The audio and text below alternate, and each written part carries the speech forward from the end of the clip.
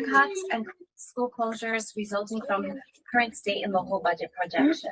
Dr. Gasper. Thank you, Madam President. I have prepared remarks for this evening, and I'll be reading them into the record.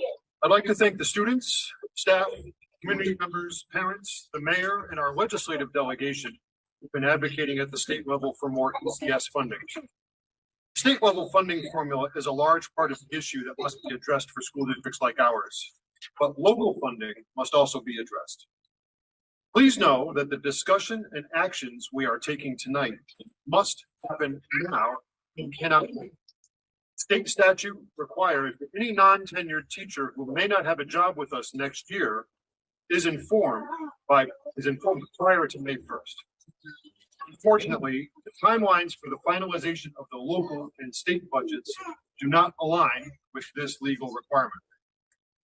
Please also know that what we discussed tonight is not yet final, but they are very real possibilities if the local and state contributions to education are not substantially increased. No one who's had a part in the discussions leading to this evening's presentation takes pleasure in considering the reductions that I will outline. No member of my leadership team nor I believe that these cuts are a good idea. Nothing that I will discuss tonight is what we want for the children of this city. As a lifelong educator, it's personally and deeply painful to be before you and discuss the potential dismantling of services that I know from years of experience are vital to student success. However, we must be clear about the origin of this crisis. The financial emergency we face tonight was not created by the school district. It is not the result of mismanagement or overspending, but rather it is the mathematical consequence of external economic pressures and years of decisions regarding local and state investment that has finally reached a breaking point. It's important for the community and Common Council to understand that the budget originally proposed by the superintendent and the Board of Education was not an ask for more.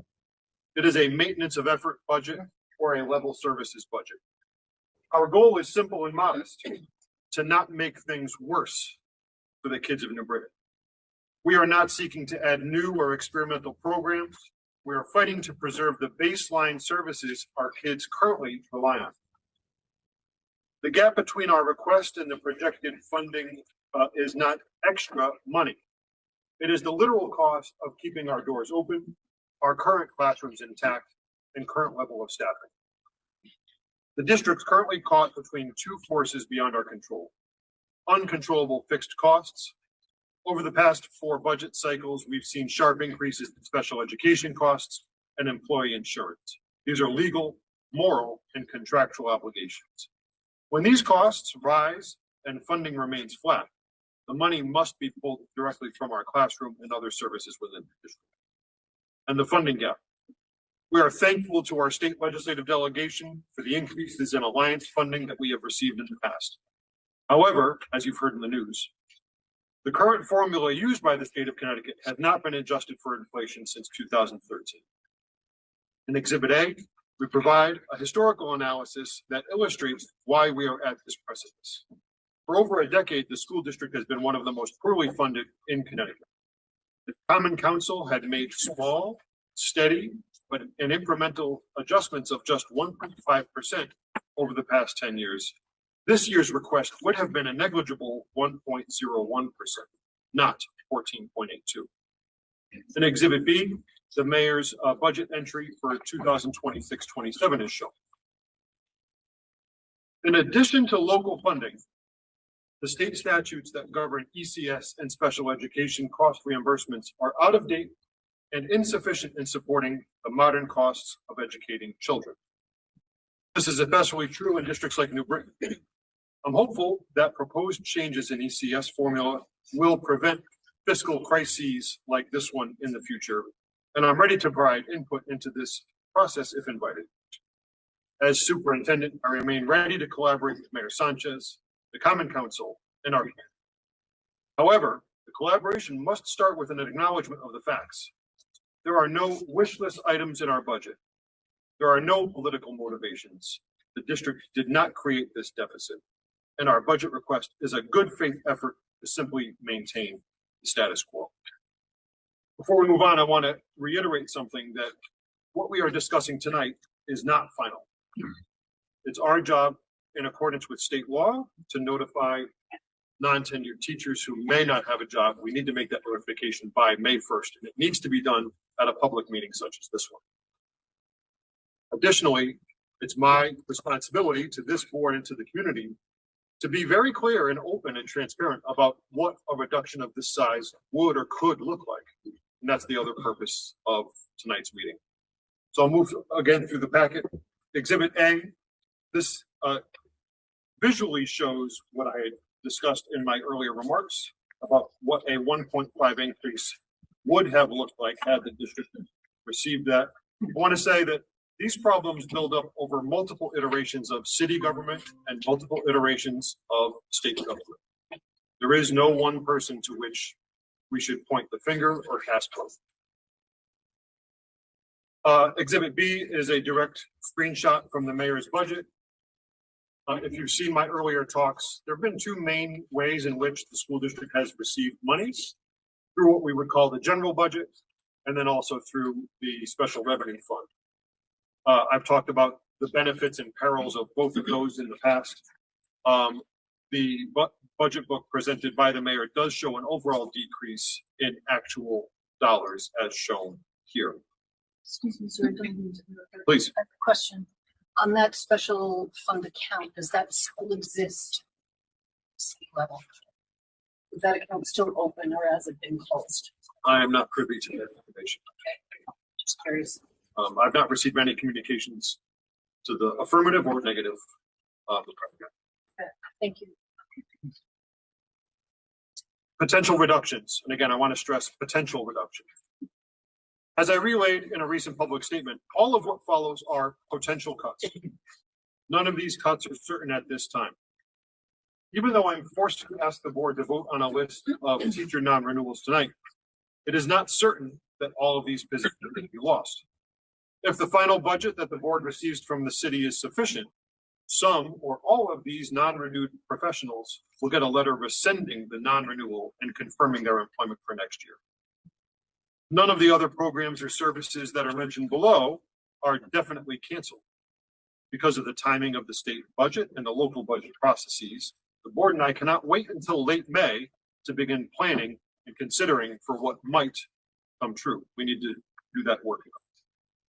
Please be assured that this meeting and these lists of potential cuts are not a scare tactic, not politically motivated, and they're also not imaginary. I offer these with a heavy heart, but also with hope that the advocacy by our students, families, board members, staff, mayor, and our delegation will have the impact that we need on both local and state budgets. With that, Madam President, I'm going to offer the list below. I'm not going to read through each and every item, but I will highlight some that I know will be of particular interest. We know that, of course, in times like these, after-school activities and athletics are always of high interest. This proposal would reduce high school athletics by 20%, eliminate middle school athletics. I want to take just a moment additionally as we move down the list to discuss priorities 2 and 3. Those are easy to list, but those would be very heavy hits at each school and each department. So as the board may remember during my budget presentation for the last 3 years, we use a prioritization system for every non-personnel cost. And every budget owner, that means every school principal, every district-wide department leader is asked to put those costs in priority 1, 2, 3. Priority 1 is 85% of what that department received last year. Priority 1 plus priority 2 is 92% of what they received last year. And 1 plus 2 plus 3 is 100%. In other words, flat budget. So by cutting priority 3, it's an automatic 8% reduction to the non-personnel spending that these departments have. And those are things as basic as dry erase markers, to field trips, to software packages. Cutting into priority 3 is something that I've never done before as a superintendent. Those would be very strongly felt at all levels. The superintendent's budget has priority 1, 2, and 3. Every school budget does as well. You'll also see reductions in clubs. These are directly tied to stipends that are paid. 50% for middle school clubs and 20% for high school clubs. Community partnerships that serve us very well with organizations like OIC and Love Wins would need to be reduced. A discontinuation in the board's CABE membership. As the board has seen, we get good service from CABE, but we also have access to Shipman and Goodwin for policy services. A particular note I know will be the bus transportation for pre-kindergarten students. This is, again, as I said in my opening, none of this is something that I do out of preference or that I think is a good idea, but I feel as though we are forced to make this level of difficult decision. State statute does not require transportation for general ed students in pre-kindergarten. If a child in pre-kindergarten has specialized transportation in their IEP, then it's provided. This proposal would reduce nearly $500,000 and cut that transportation to just those students who have an IEP that includes transportation. And similarly, there was a past practice of offering what we call courtesy busing to people who had special circumstances that were within the walking zones. We're currently in the process of phasing that out. That final savings would reduce that. Before we move on to personnel, I'll pause there to see if the board has any questions.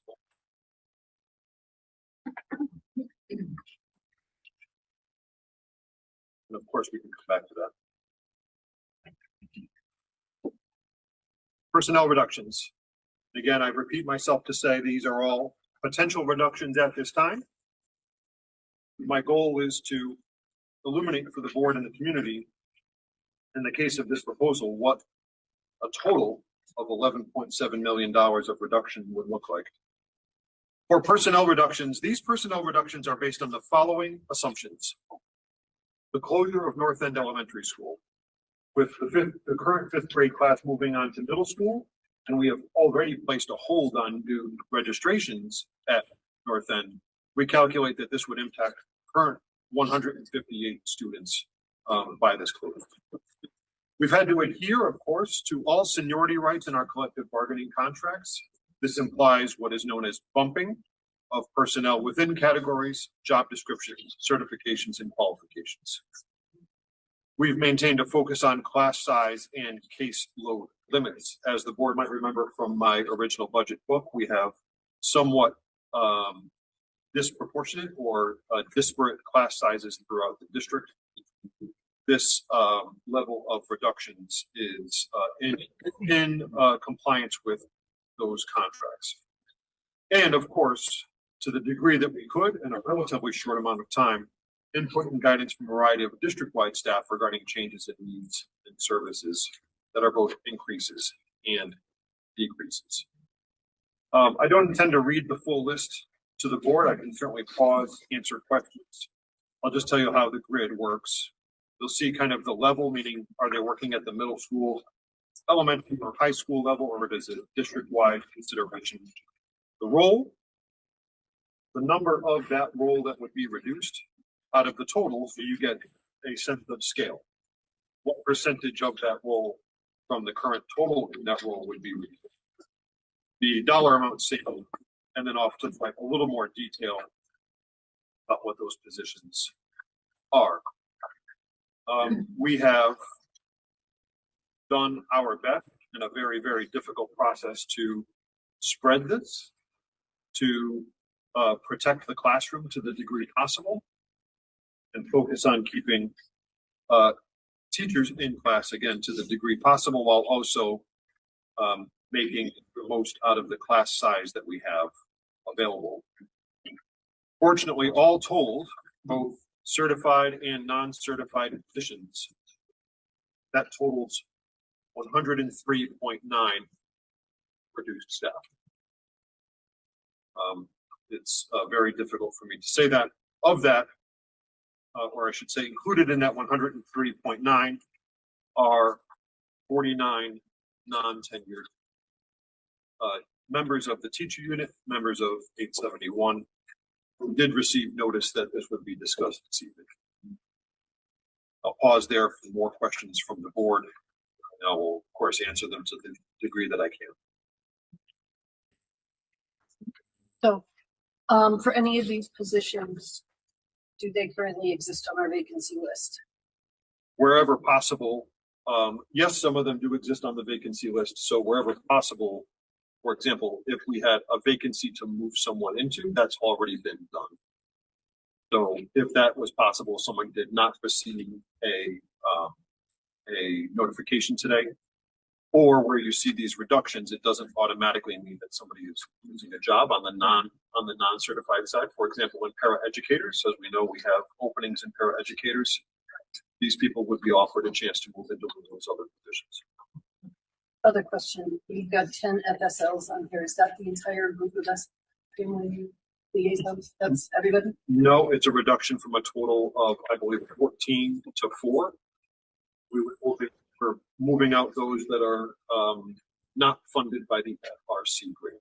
So this recommendation maintains 4 FSLs who work in the FRC, family school liaisons working in the family resource centers. So where would this actually FSLs, these 4 people? They're at what schools? they are at our 4 elementary schools. If Dr. Sanders is here, she could tell me at which schools we have the FRCs. Or Jefferson, Chamberlain, Smith. Jefferson, Chamberlain, Smith, and Smaller.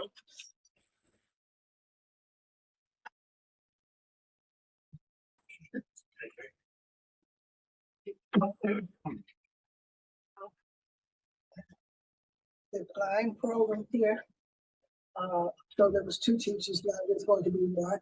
Correct. This wouldn't cancel the program, but we believe the services that we need could still be provided by having that reduction.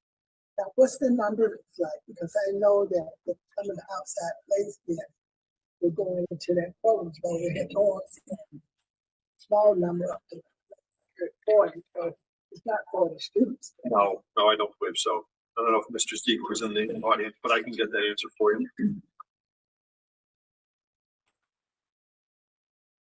I guess I would have a similar concern with the classroom teachers.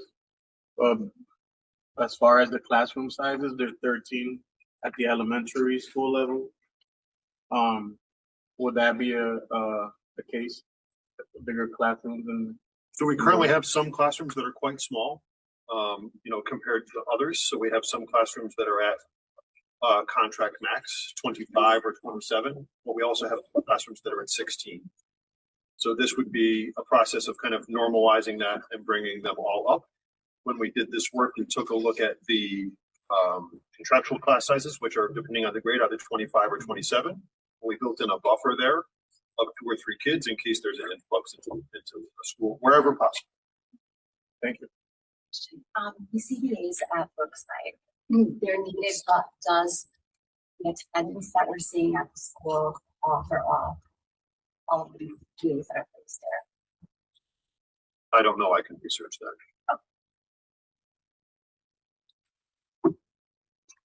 I have a question too, just about board policy. So the staff that may be reduced, they've already been notified? So we did this in consultation with Shipman, with Attorney Ritter, and she advised us of the process. So they received notification today that I would be having this conversation with you, and that their name would be, if you move forward with the agenda, that I would be using their name this evening as a motion for you to consider. If there is a motion and you adopt that motion tonight, they would then receive confirmation. That's the 49 That's correct. only non-tenured. That's the 49 non-tenured teachers. So if I'm understanding, the policy says when the Board of Education considers termination of a contract teacher, it shall authorize the superintendent. So have they been officially notified? All they've been notified is that they are up for consideration this evening. Again, we did that in consultation with Attorney Ritter. I just want, because I don't know if I'm reading this incorrectly, but I just want to be sure that we're following board policy. So that's what Dr. Sanders spent a lot of time with Attorney Ritter over the past few days.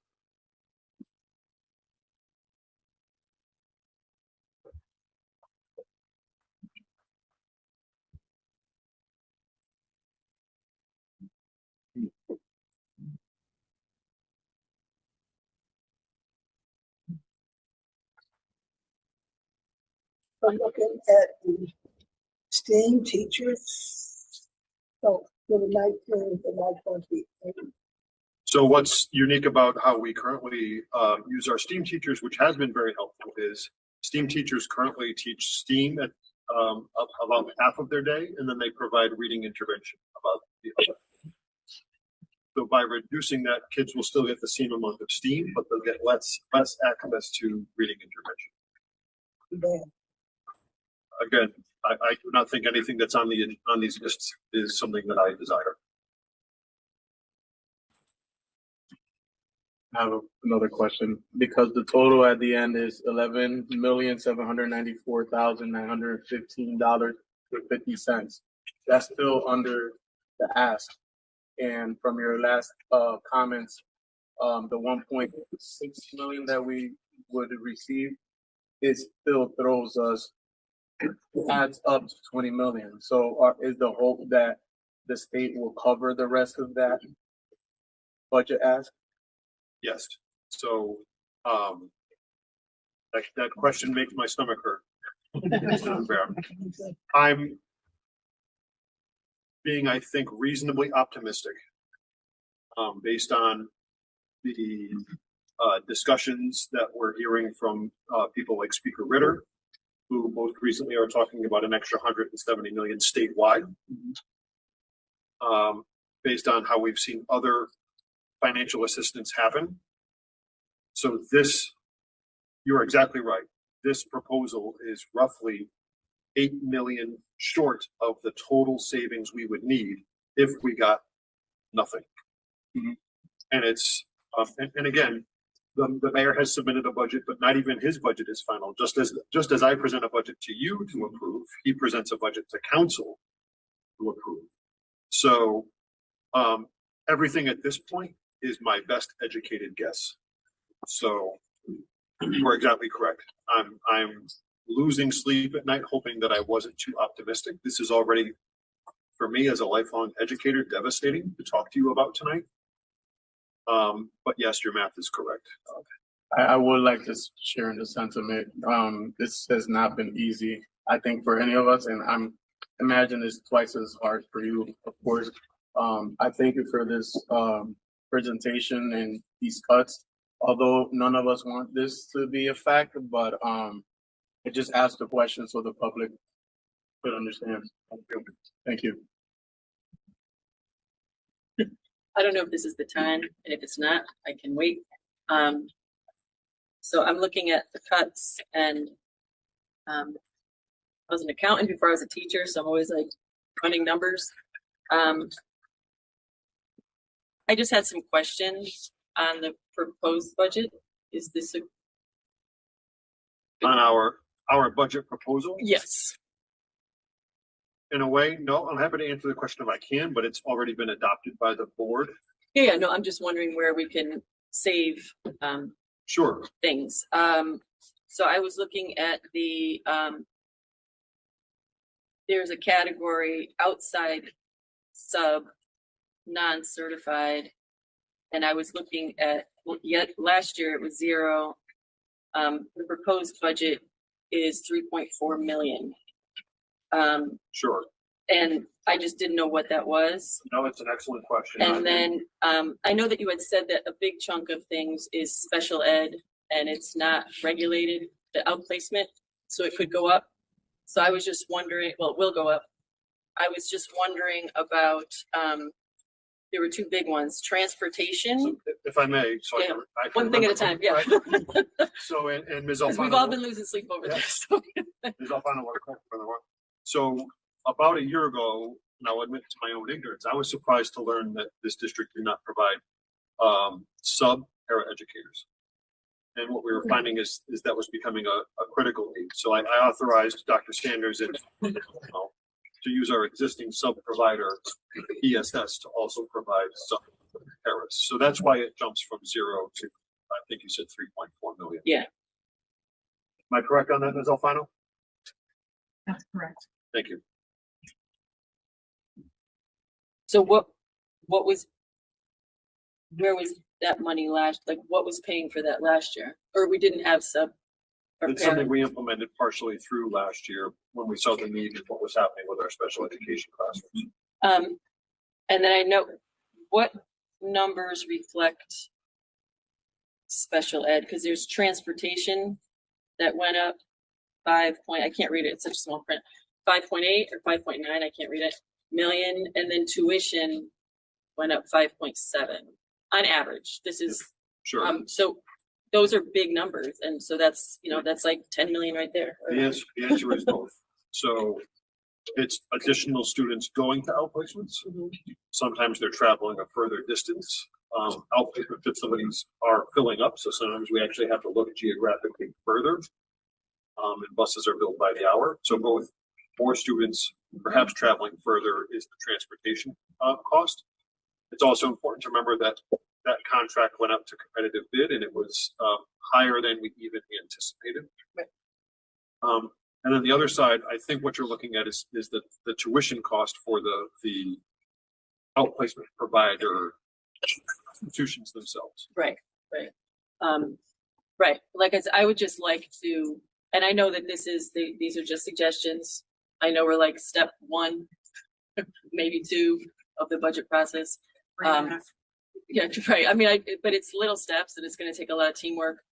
And yeah, I mean, I was just looking at the, I believe you had said it costs for outplacement $190,000 per student.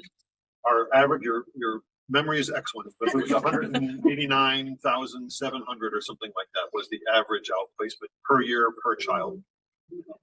So I was just kind of trying, 10%, if that goes up 10%, then that's about 209 per child. Yeah, I would just love to, before losing any more sleep over it, really sitting down and have everybody kind of,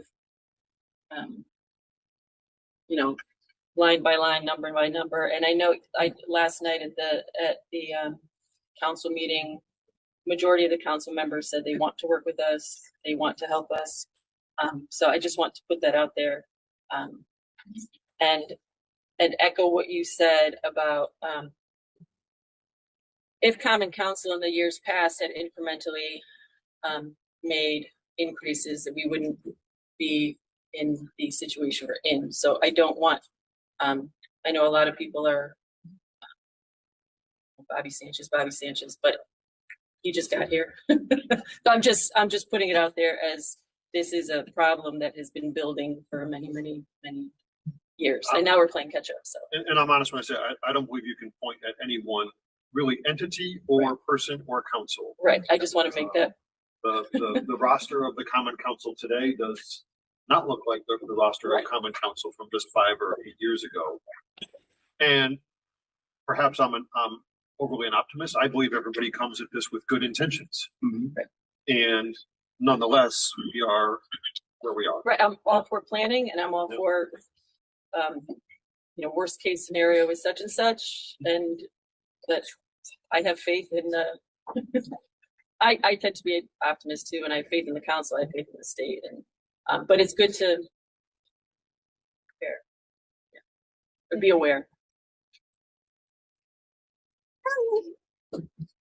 But I know that the road is paved with good intention. But before going anywhere, I'd like to say thank you. Thank you. If you haven't heard that enough, here we go again. Gracias en español. Thank you, because you and Ann Alfano and your wonderful staff made sure that back in December, we received these books so that we were able to begin reviewing and ask questions, and on a preliminary basis, make sure that we familiarized ourselves. And for anybody that's had children in the school district and been a parent, and my unique story of having children in special education, this is just kind of where we're at. The reality is that because along the way have asked questions, so that way, while yes, I have lost sleep, I know that you're being honest with us about the needs of the district, and May 1st is not some random date that you just, threw a dart at the board. And Ann put a lot of work in there, and trust me, I appreciate the effort of your leadership team. You have been realistic about it, and you've been realistic and honest and encouraging everyone for months, not just now. And this isn't like a just starting now and pointing the finger, because every time you point the finger, there's 4 more looking back at you. So you make sure that you start everything off with a God help me that I'm making the right decision for not only our district, but really setting the tone for the next board that comes on, for the other people that come on. My story does not end with this year, because I have younger children who are still going through at New Britain High School. So, I'm looking at it very realistically. I don't know if everyone out in the audience has a copy of this document, which actually is full of positions that There should have been plenty of recommended. copies. No. If there were not, fingers crossed that everybody has them, right? That you're able to look at this and see that on the board side, we get the preliminary. It's a big book like that, and that's how we spend our Christmas break. Really. Everybody else is, able to sing Yuletide carols, and we're over here flipping pages on a book. So that by the time we get to the very real discussion at the state level, I've been with, God bless him, Dr. Gasper and I've seen the back of his head 3 times already. On 3 separate occasions at the state capitol, because we've been there speaking on behalf of New Britain, including but not limited to the meeting in front of the Board of Finance and Taxation. And those are important meetings that are open, notice, everybody knows about it. Hardly anybody attends, and it was okay. I was the one person there along with him and Alfano. We were there. No, wait, Dr. Sanders was there. Wonderful opportunities at the schools. He had a whole bunch of meetings and was really, and I'm saying he's recorded it, he's gone out into the community. It wasn't to fall on deaf ears. It was for all of us to be able to appreciate as district parents, as district families, as just a stakeholder, right? If you want to be called a stakeholder long after your kids have grown out of school, but just being able to fully appreciate that this is where we are at. The information has been there. So while I'm happy to see all of it here, we should be meeting in better circumstances, definitely not this one. I just want you guys to see that this is not easy. It did not happen overnight. Maybe just putting a name to it of academic arts and classroom teachers and FSLs, the family school liaisons program that I totally love, because I remember the very first FSL in the district many, many years ago, and classroom teachers and principal and an assistant principal and everyone else that is up and down this list, clerical staff. Everyone has a name, and they don't come here just to work a job and get a paycheck. They come here because they love our kids, and they love our kids sometimes when we can't say goodbye, have a good day. They still love our kids and hug them. And they're not just numbers on this paper. And this is hard, but this is something that we have to vote on, because May 1st is not some date that just came up. Everybody knows about May 1. Everybody. And if they look at you and tell you that they didn't know, something not right. Shouldn't be in that position, because we all know May 1. So I don't know, but this is the toughest, and we have to, because this is the position that we are put into, and we have been. I'm sorry, not everybody came to the Board of Finance and Taxation. It was a very honest and real conversation, and it wasn't recorded, and I'm sorry for that. But it was a very honest conversation. We are facing cuts. Sorry, you guys didn't go. Thank you. Thank you for recognizing the staff. Thank you. I have more of a philosophical question than numbers-based, Dr. Gasper. For the last several weeks, this meeting has been on my agenda as the buildings meeting, and I feel like we've been all kind of thinking about how we would work on the budget with focus on reuse of buildings, thinking about how buildings could be reconfigured. And so it has been, like to Tina's point, I know I should have been prepared, but 2 days ago, this conversation started shifting to talk about personnel reductions. And so I was wondering just like philosophically how we get there, like as we're making our decisions, what's at stake in thinking about cuts in terms of buildings, closing buildings, reconfiguring buildings, and what's at stake in thinking about cuts in terms of personnel reductions. So we obviously did not end up at this recommendation to close North End School easily. I still do want the board to think strategically, and I'm very anxious to participate in those conversations with you about the future of our schools, sites, and buildings, and the programs that go inside of them. My team and I agree that we think now would be the time to plan for 2 years from now. And the reason we say 2 years from now is because 2 years from now is when the new Smith School is scheduled to open with what will be a beautiful district-wide early childhood center. When that early childhood center comes online, I believe it's an additional 22 more classrooms will be added to the district. So that would be the time to think really much more strategically. I think we should begin that thinking now. But Dr. Pazorski, I'll be honest with you, upon the release of the mayor's proposed budget, my team and I just went into emergency mode. And this is a problem that we weren't expecting. I'll be frank that, most typically, school districts receive from their municipality a 2, a 3, a 4, sometimes even a 5% increase. These are not outlandish. So when the mayor's proposed budget was released, we went into emergency mode. And again, I'll be fully transparent with you, of course, with the board and with those who are gathered. We had already been working on a list of cuts of about 6.8 million. That's work we did about 3 weeks ago. When I saw that the mayor's proposed budget involved an overall reduction in total dollars, that was just last Wednesday. And that was my first chance to know about or see the mayor's budget. I wasn't privy to any early information. So we went into emergency mode, and I want to pay a special thank you to Dr. Sanders, Ms. Alfano, and members of the talent department, who I believe over the past 3 days have put at least 40 hours of work in just 3 days into this document. As I alluded to you in an email update, it's incredibly complex based on what each staff member has for a certification. Sometimes there are multiple certifications, job descriptions. I have a lot of trust in them, and they've managed a very complex and emotionally difficult process well. So I guess all I can do is offer an apology that it's not the time to talk about those really much more interesting and forward-looking and strategic conversations that I wish we could have. And we need to be really frank with ourselves and with the community about just what it means, not even to cut 18.9 million, to cut 11.7 and hope that the remaining 8 come through either the state or the local budget. Somebody refresh my memory. Last year's budget, we were pulling numbers together. I want to say we had 6 million to deal with, and then we didn't get additional funding from the state to offset. And hence, I want to say we might have to address 4 million.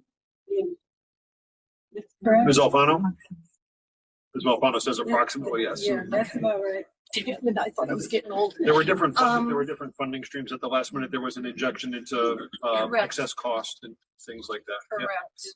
There was an injection into transportation. And I want to say we all ended up having to address cuts for around 4 million-ish. which seemed to be a hell of a lot easier than this.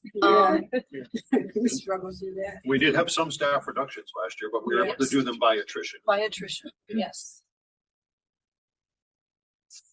I'm just trying to get my bearing of all of this. Again, with taking actively employed people out of jobs is not on my list of things to support. No, it just isn't. So wherever there is a vacancy, i.e. there's nobody in the job and we're holding a salary aside, okay. I'm sorry, the job comes off the list. And which is why I asked earlier, because some of these positions, are they covered on the vacancy list? I know, because I pulled out the last one that we have.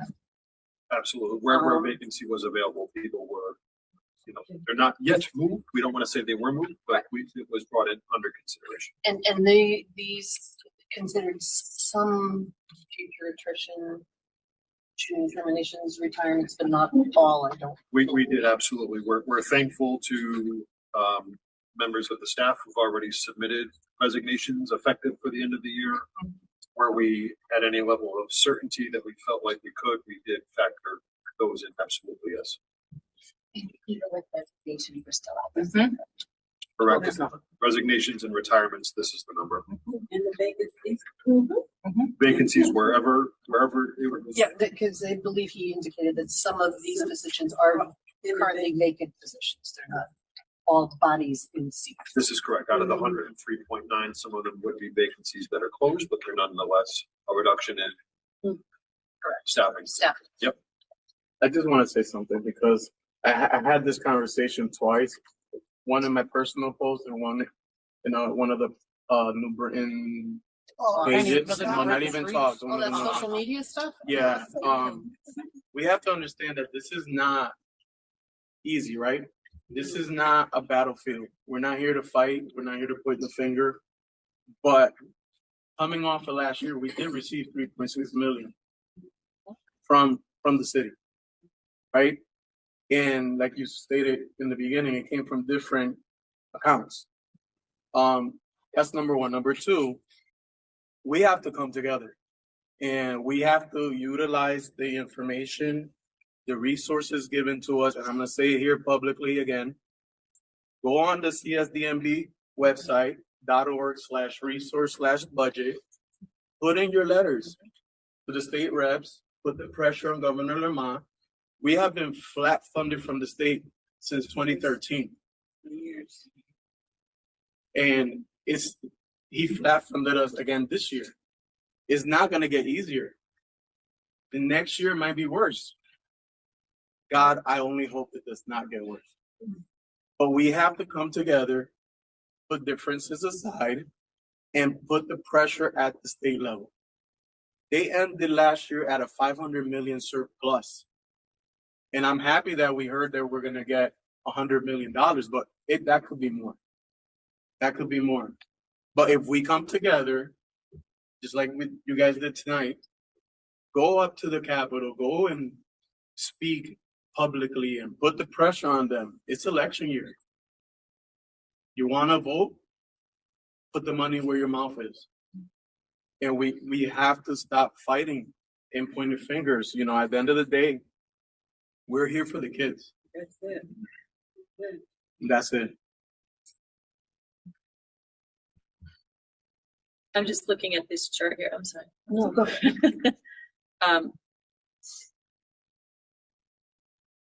And this is going way back a few months.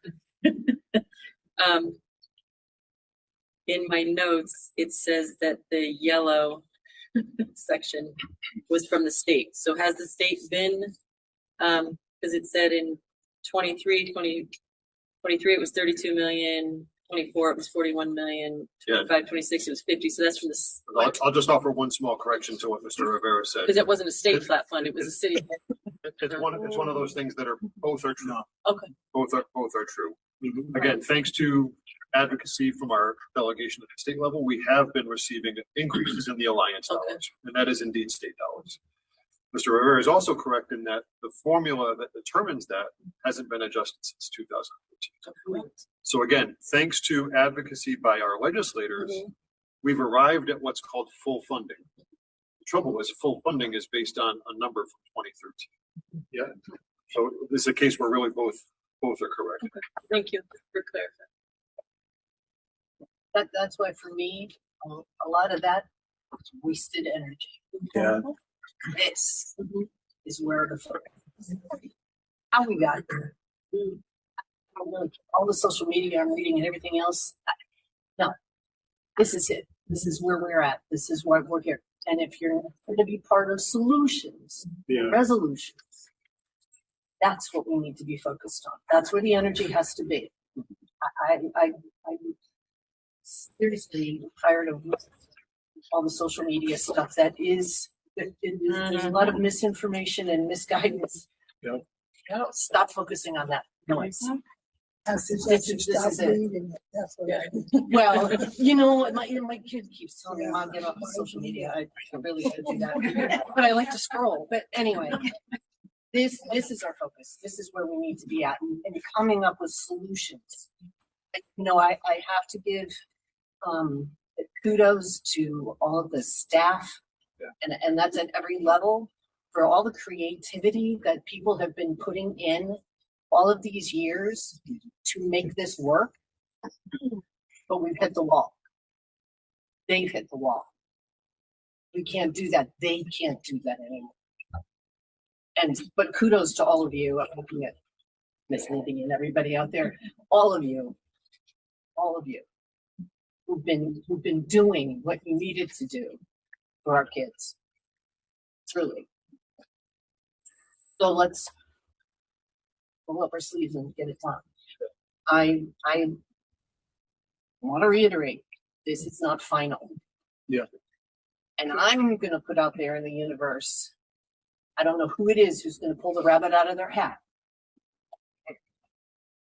but I believe it's coming. And it needs, unfortunately, it should have come sooner than May 1st. Do not have to read a list of names tonight, because that you're going to watch me gag when he does that. That we didn't have to get there. We shouldn't have had to get there, in my book. But I'm waiting for the person to pull the rabbit out of their hat, and here you go. I'm hearing 170 million from the state. I'm hoping that works out to be the 8 million. Okay, fine.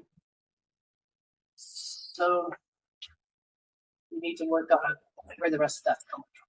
And I 100% agree with you there. Just to reiterate, this is not final. This is not, these are planning, which I appreciate also. I echo your sympathies. The work that was put into this and the time and the sleepless nights, I very much appreciate that.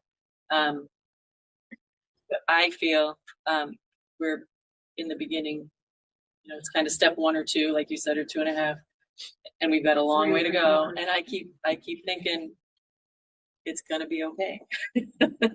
So, you know, we're going to get the money, and it's going to be okay. I know that state delegation is working their tails off, and I know you guys are at the district. I get that, but I have a lot of faith in people that this is not going to be a necessity. I totally understand we have to plan for it, but I also have a lot of faith that you know, we're New Britain, we land on our feet, and we're going to be okay. So that's my hope. So, but I agree that it's, you know, it's not an easy road. It's a lot of work. But let's go step by step, which is what you're doing, and I appreciate that. So, somebody's going to pull the rabbit out of the hat with all the work that people are doing. Yeah. So just, if I may, just as a reminder for the board and for everybody. So the steps from here would be, again, begrudged to have to recommend the action that is next on the agenda, but it is necessary at this point. And I've been a teacher who received the quote-unquote pink slips at the start of my career, and I remember what that felt like. However, you're exactly right, Mr. Crisco. So we will now wait for the legislative session to end. That comes first. I believe that's May 6th, if I'm not mistaken. It's coming up. Right, it would be wonderful if we knew that before May 1st, but we know those sessions tend to end with all night working sessions on the very last day. Sometime after that, usually mid-May, Common Council adopts a budget. Then we will have a lump sum number for me to give to you. I will, if possible, I will adjust these recommendations and come back to you then in the third or fourth week of May or first week of June. This board will need to meet again to look at a new recommendation from the superintendent, hopefully a much smaller list of reductions. Please. Hopefully a much smaller list of reductions. But just for everyone who's in the audience, every non-tenured teacher who received notice that this conversation would happen tonight, everybody who's wondering if there will be sports at the middle school next year, all of those decisions will not be final until late May or early June.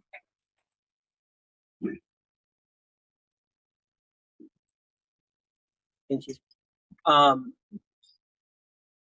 have a couple of questions, but first, just to add on to some of the comments that were made by fellow members. I'm not going to be hypocritical and request that the city put in a ton more money when I know that's not been the case over the last decade. We are a poor city in a wealthy state, and the city since the 1970s has lost land through highway construction. We've lost businesses, 1 million square feet of manufacturing, thousands of homes, half of our downtown. Most of our downtown is actually highway, not land. And we get zero back, almost zero back from the state, very, very little. And that was our tax base. And so we struggle with the lack of jobs that comes from that, with the lack of taxable property that comes from that. And starting in the 80s, we started incurring a lot of debt from that. And some of the debt's just being retired this year from the 1980s.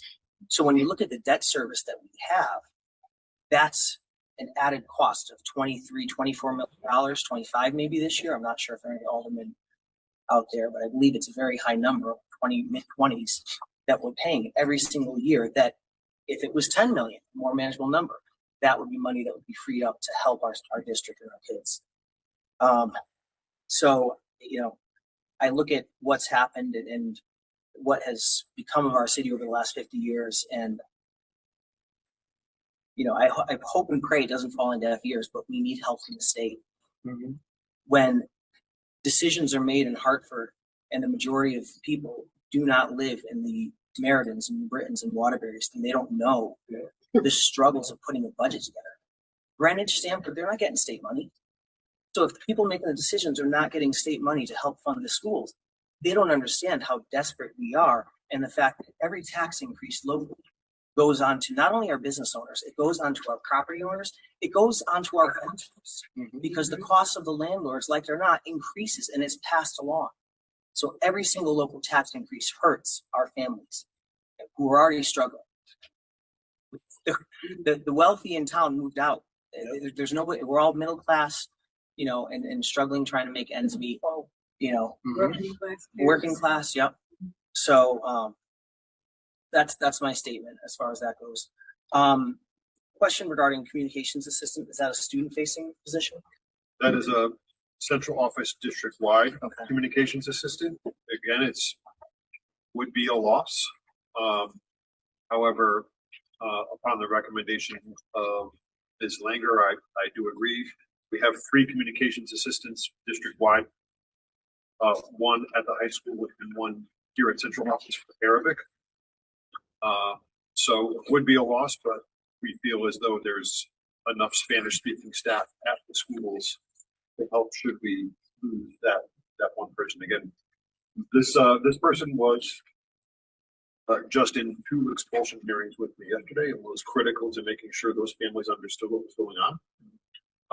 But if we had to lose that, because the growing Arabic population and the relative lack of Arabic speaking staff in our schools, that's why that's recommended in that way. We had one of 3. One of 3 total communications assistants. One is stationed at the high school in Arabic. One is stationed here at central office in Arabic, and one is stationed here at central office in Spanish. Okay, so I'm sorry, excuse my ignorance, the 44.8 number and the total FTE, what's that refer to? That is probably an A. Check out. Thank you for noticing that. The other question is the bigger question, and I don't know that you know the answer, but I understand theoretically North End closes, some class sizes increase. I understand that piece. As far as what we're looking at here in other reductions, real quick aside, the other quick thing I forgot to mention in my rant a minute ago, we already offer our kids, we have a great education here, but we offer our kids fewer sports than many other towns. When we're looking at a reduction and keeping kids off the streets and keeping them busy and in shape and healthy, we're taking more away from something they're already lacking. So anyway, sorry for that. Academic arts, looking at, a couple of music, PE, art positions at the elementary, middle, high school level. What is any program you can eliminate? Are we losing band or orchestra or any, what's? Not at this time. It would generally be larger class sizes or groups. But we believe we can do that through larger class size rather than reducing offerings. Okay. Thank you.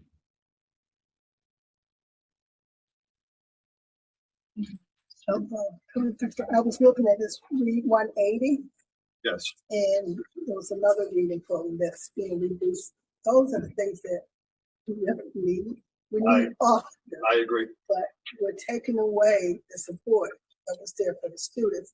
And that's going to impact the goals that we have in terms of raising the scores in the grade. Ms. Parker, I couldn't agree more that, right, I try to be very open about the things we're doing well and the things we're not. We're not improving in every area, but we've seen improvements over the last 3 to 4 years that are greater than what we've seen in recent history. And that's really due to some of the restructuring and investment that this board has supported. I've come before you and we presented an idea that probably sounded wacky 3 years ago, that we were going to get rid of NBU and turn those people back into reading teachers, right? When Dr. Velasquez and I arrived, our elementary schools didn't have reading teachers. And the NBU idea was probably a great idea for its time, but when I arrived, it wasn't working for kids. So yeah, we've made a lot of really important moves, meaning staffing and structures, that are just now starting to show the benefits. And I'll agree with you completely. This list, both of these lists concern me that progress might stop. And I'm trying to say that as bluntly as I can, not as a scare tactic, not as an ultimatum, but you are exactly right. Things like Read 180 teachers, I guess, the restructuring here, for example, at the middle school, would take away something like advisory time for kids. And that's where we implement our PBIS models to teach kids how to, behave better. We're just starting to see that take root with things like suspensions going down. So yeah, this is not, we didn't say, hey, let's find the extra stuff that's not doing anything right now. To Mr. Kane's point, and really a lot of the board members' point, we don't have any of that stuff. This is not, let's cut the fluff. There was not $11.7 million worth of fluff. These are all people, things, and services that are serving kids right now. I agree with you completely. It pains me to bring this to you tonight. It makes me worry that the progress might stop. And listen out there, you know how you get those robocalls? You need to start robocalling somebody. Let them know that you're concerned.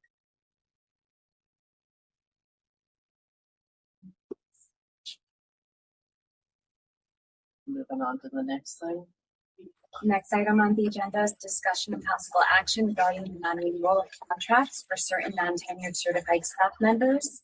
I want to restate that today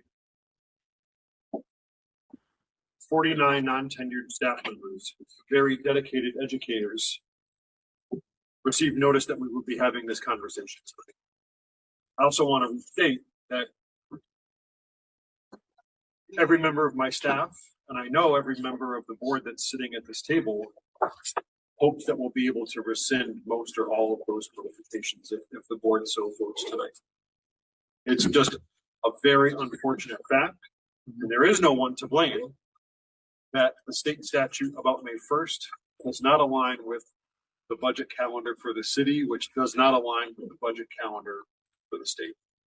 And when we have this level of budget gap, we're forced into this. We avoided this conversation last year because the reductions were much smaller. And we have a natural amount of attrition each year. Retirements, people move out of state, people find work elsewhere. So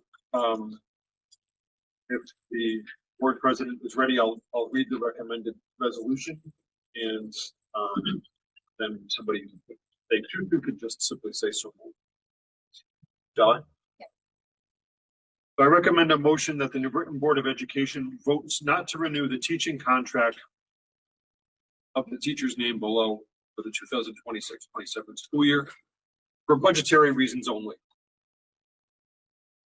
Ashley Adams, Wilson Alford, Erica Barbagallo, Kayla Barron, Cody Belnavis Viganio, Terrence Berry, Gideonia Bishiri, Veronica Bisson, Caitlin Cochran, Nicholas Correa, Connor Diaz, Christina Donza, Andrea Emmert, Ashley Galvanez, Marinella Gasturani, Rashida Graham, Henry Haddad, Dovan Hendricks, Jonathan Hernandez, Abigail Keynes, Elizabeth Kelly, Peter Ladas, Antonia Lucian, Brenda Lynch, Shantae Mack, Kelly Marshall, Lindsay Mayette, Abby Meehan, Jenna Navarro, Basil Nichols, Amanda Nieves, Sophie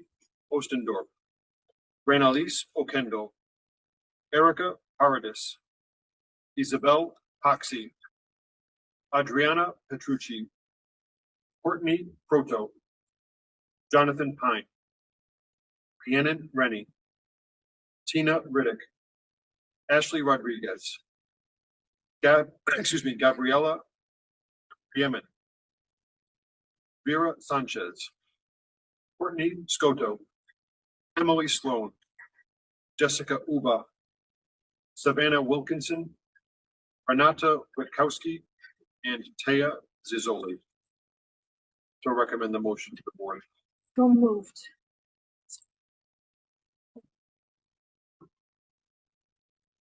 All those in favor? Aye. Any opposed? Should we do all just, yes, can we do a roll call vote, please? Absolutely. I'll start with President Diana Reyes, Nay. Vice President Barbara Marino, Yay. Secretary Ms. Amy Pazorski. I'm sorry. Mr. Anthony Kane, Yes. Ms. Annie Parker, Yes. Ms. Hannah Patrisco. Nay. I'm sorry. Nay. Ms. Joan Pina, Undecided. I'm gonna abstain from voting. Mr. Richard Reyes, Nay. Mr. Jose Rivera, With a heavy heart, yay. and Ms. Tina Santana. Nay.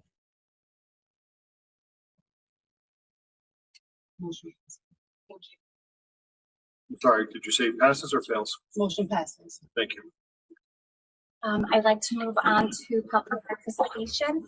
The first name that we have on our list is Jacqueline Escalez.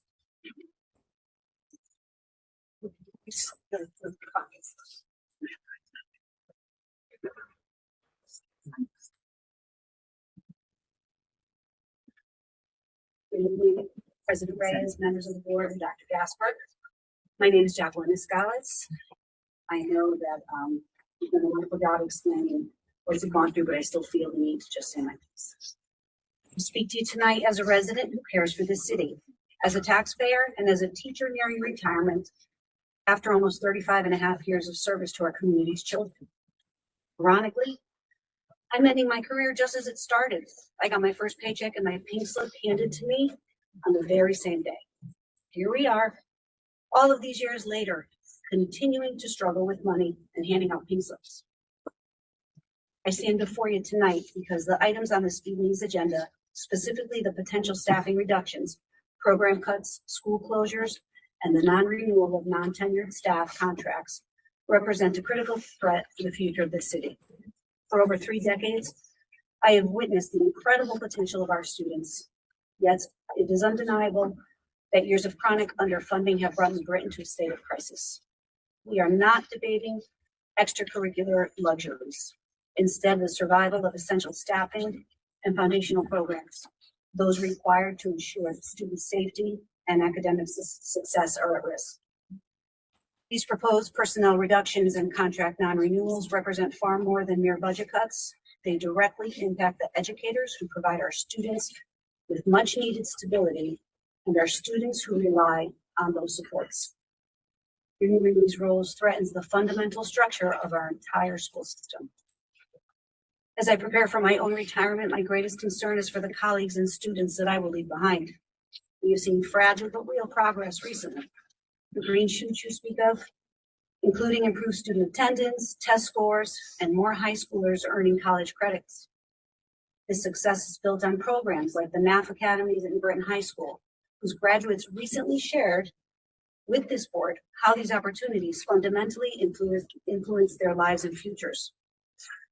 How do we justify these cuts to administrators and staff? Who's going to fight for our students? We need to do better. Before sacrificing the stability our staff provides, the board must commit to exhausting every alternative, including consolidating positions and eliminating unnecessary programs. Implementing significant cuts now will effectively pull the rug out from under that hard-won momentum. I do not envy the work that you have had to do when facing such a budget shortfall. It is not easy to make decisions on how to best save millions of dollars. However, I beg you, please save every position that you can. I'm certain if you asked our teachers, they'd be happy to share with you some cost saving areas. No irony, no inputting data on school pace, all those good things. Maybe it wouldn't save all of the millions, but at least it would help a little.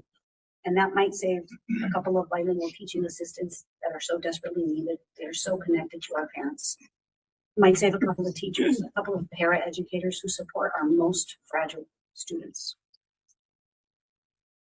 Please do everything within your power to protect our staff, show our teachers that their tireless work is valued, and show our students that their city believes in their future. Thank you. Thank you. Good job.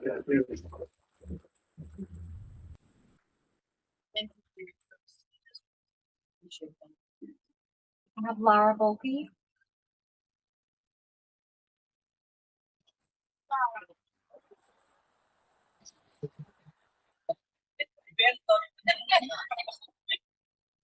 Good evening, Chairperson Reyes, members of the board, and Dr. Gasper. I'm not here to preach to the choir. My name is Laura Bolke, and I serve as the District Coordinator of Curriculum for grades 6 through 12. I also stand before you tonight as the President of Local 51, representing our district's dedicated administrators. I want to begin by expressing our sincere gratitude for your steadfast support of the superintendent's budget. Your commitment to our mission is what fuels our work every day.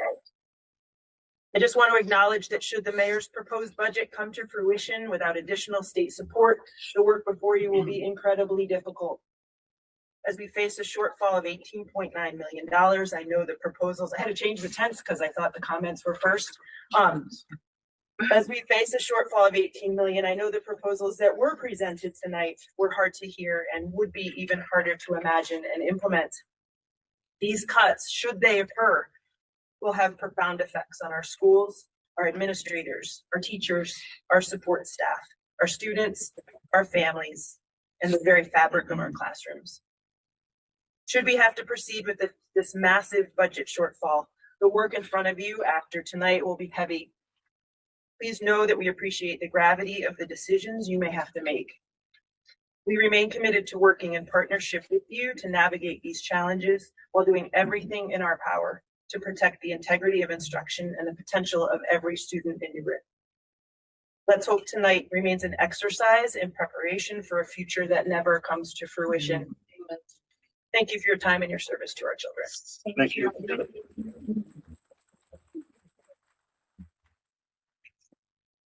Dan Sarge.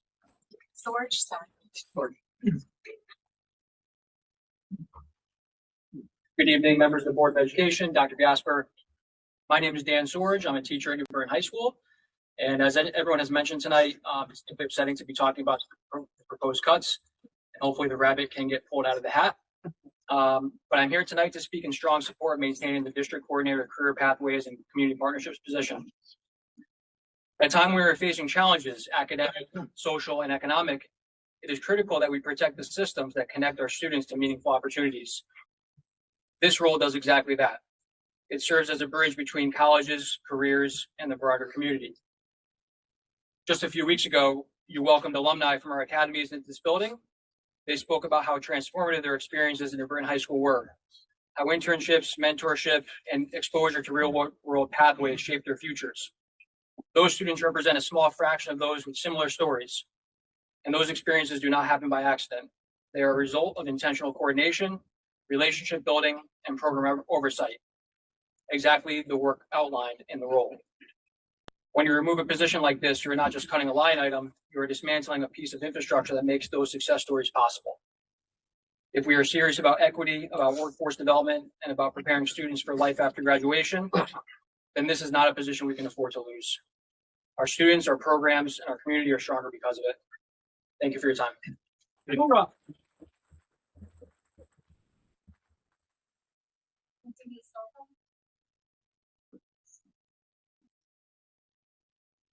evening. My name is Denise Soto, and I'm a business teacher at New Britain High School. Thank you, board members. Thank you, everyone here. Now, I'm just going to read what I wrote. We write to you both urgency and deep conviction regarding the consideration and elimination of the position held by the District Coordinator of Career Pathways and Community Partnerships and the CSDMB Academy's site director. This is not simply a staff decision. It is a decision that will directly impact the future of one of the most successful and transformative systems in our district. We strongly urge you to reconsider. Since the inception of the Academy of Health and Science, our district has grown into the model of career-connected education, now including the Academies of Business and Finance, Manufacturing, Engineering, and Technology, and Public Service. These academies are not just programs, they are intentional pathways that provide students with direction, purpose, and real opportunities for success. Through the partnerships with the National Academy of Foundation, now students in the Academy of Business and Finance work towards NAPTRAP certifications by completing rigorous coursework, 120 hours internships, and culminating projects.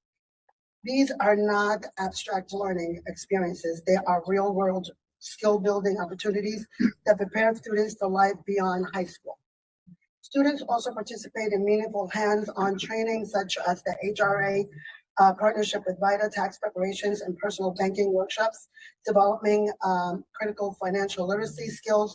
In addition, hundreds of New Britain High School students earn college credit annually through partnerships with institutions such as University of Connecticut, CT State, and Central Connecticut State University.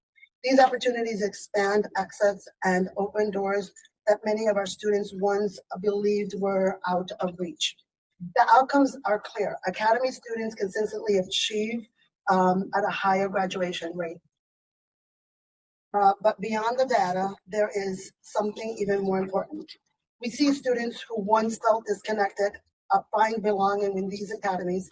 We see confidence grow as students step into the internship and professional environments. We see young people begin to envision futures for themselves with clarity, purpose, and pride.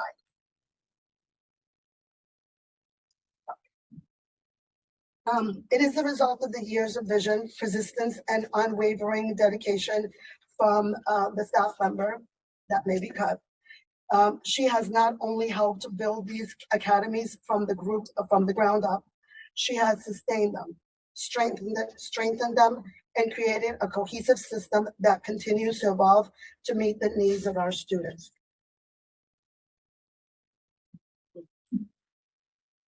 Without the leadership, these academies would not be functioning at the level of success we see today. And yet, there is still more work to be done, more students to reach, more partnerships to build, more opportunities to create. Now is not the time to scale back. Now is the time to continue investing in what we clearly is working. I know it's a hard task right now. Eliminating this role risk undermining years of progress and jeopardizing the stability and growth of programs that are actively changing students' life. Maintaining this position is not just beneficial, it's essential. We respectfully but firmly urge you to reconsider this decision and to continue supporting the leadership that has made these academies a cornerstone of success in our district. I also wanted to read another letter that was written by one of our other teachers. He asked me to read it. It's from Mr. Happ, Christopher Happ. He says, dear members of the board, I am writing to express my strong support for Sandra and her continued leadership in the CTA Academies program. I understand that difficult budget decisions are being considered, but I believe it is critical to recognize the extraordinary impact she has had on our school community. Sandra has been the driving force beyond what I consider to be one of the most valuable and effective programs in our building. Her dedication to continuous improvement, student opportunity, and program growth is unmatched. Through her leadership, the academies have not only expanded, but have also secured significant funding through grants, resources, and directly benefit our students and enhance their educational experience. The academies serve, train, and educate hundreds of students each year, providing them with real-world skills and preparing them for both college and workforce. These programs are not just in addition to our school, they are essential pathways that connect classroom learning to future success. On a personal note, I can speak directly to Sandra's impact. As a math teacher with a business certification, I was initially unfamiliar with the academies, even after more than a decade in the education. It was Sandra who consistently took the time to inform, educate, and encourage me to get involved with the Academy of Finance. Once I joined, I quickly realized the immense value these programs offer, not only to teachers, but especially to students. My experience is not unique. Many students like myself were previously unaware of these opportunities. Thanks to Sandra's outreach and persistence, awareness and participations have grown, allowing more students to access these transformative experiences. Removing a leader like Sandra would not just be a personal decision. It would significantly impact the strength, sustainability, and future growth of the academies. Her vision, work ethics, and commitment to students are integral to the program success. I strongly urge you to reconsider the long-term value of her role and the profound effect her leadership has on our students and school community. Thank you for your time and consideration. And I know these are hard decisions to make. As a teacher and a background in in bilingual education and all of that, I see the difference in these students. I think that them coming to us and asking at my door, hey, what do you teach here? And I said, I teach accounting. I teach intro to business. I teach college courses that you can take for free here at New High School. And they're very, very surprised at first. And they're like, oh my God, I could do that. So those type of things and those are type of impacts that we have on our students is very important. And those are the type of programs that I think that should not be eliminated. And it's very hard. It's very hard. We are here for the students. We are not here for us. We're here for the students, and that's what we want. So thank you very much for your attention.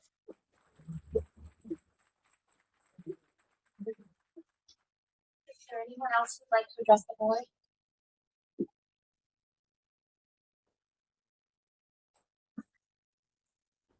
Good evening. I'm Chris Conant. I'm a teacher at New Britain High School in the Med Academy. This is my colleague Sal Spagna. When we thought about the position for the district coordinator of career pathways and community partnerships, it's currently held by Sandra Sanford. We were all devastated. So we came up with some a letter to read tonight just to reemphasize my colleague's points here. I fully understand the challenges our district is facing and the difficult decisions that you're required to make. However, this position is not only valuable but essential. Sandra Sanford consistently provides a return on investment that exceeds the cost of her salary. Through her leadership, she has secured substantial funding that directly offsets district expenses. Her expertise with funding resources such as the Perkins Grant, along with her work in establishing a 501c3 organization, has created sustainable financial opportunities that continue to benefit our students. She has demonstrated a clear ability to maximize every dollar while maintaining a strong focus on student success. Her impact is especially evident with our career and technical education programs, particularly in the Med Academy, which is where we teach. Through years of dedication, she's secured funding that has transformed our learning environments. These funds have supported major renovations and upgrades to the auto shop, construction classroom, advanced manufacturing lab, and engineering spaces. As a result, students now have access to industry-grade equipment, modern tools, improved safety systems, and learning environments that reflect real-world professional settings. The quality of these programs has drawn attention from other districts, many of which have visited to see the work being done in our schools. Ms. Sanford has also built and maintained strong partnerships with local businesses and community organizations throughout New Britain. These relationships have led to equipment donations and created meaningful opportunities for students, including internships, job shadowing experience, and field trips. These connections are critical to preparing students for college and careers and provide experiences that would otherwise be very difficult for them to access. As education continues to evolve to meet the demands of the changing workforce, positions like these are a necessary investment. These are the type of people who are going to be starting businesses in town and improving our economy and coming back to give back to our school. Eliminating this role would disrupt this progress that has been made and risk losing the momentum and partnerships that have taken years to build. Her leadership, vision, and ability to produce measurable results are not easily replaced. So we respectfully urge you to continue to support the work that is being done and help move the district forward. Thank you for your time. Thank you. Thank you.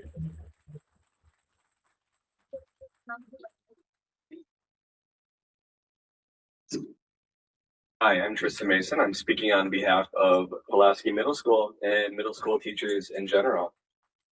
I've only been working at Pulaski Middle School for 4 years, but I worked in education for over 10 years, and this is the most dedicated group of teachers, paraprofessionals, administrators, and just all around staff that I've ever seen.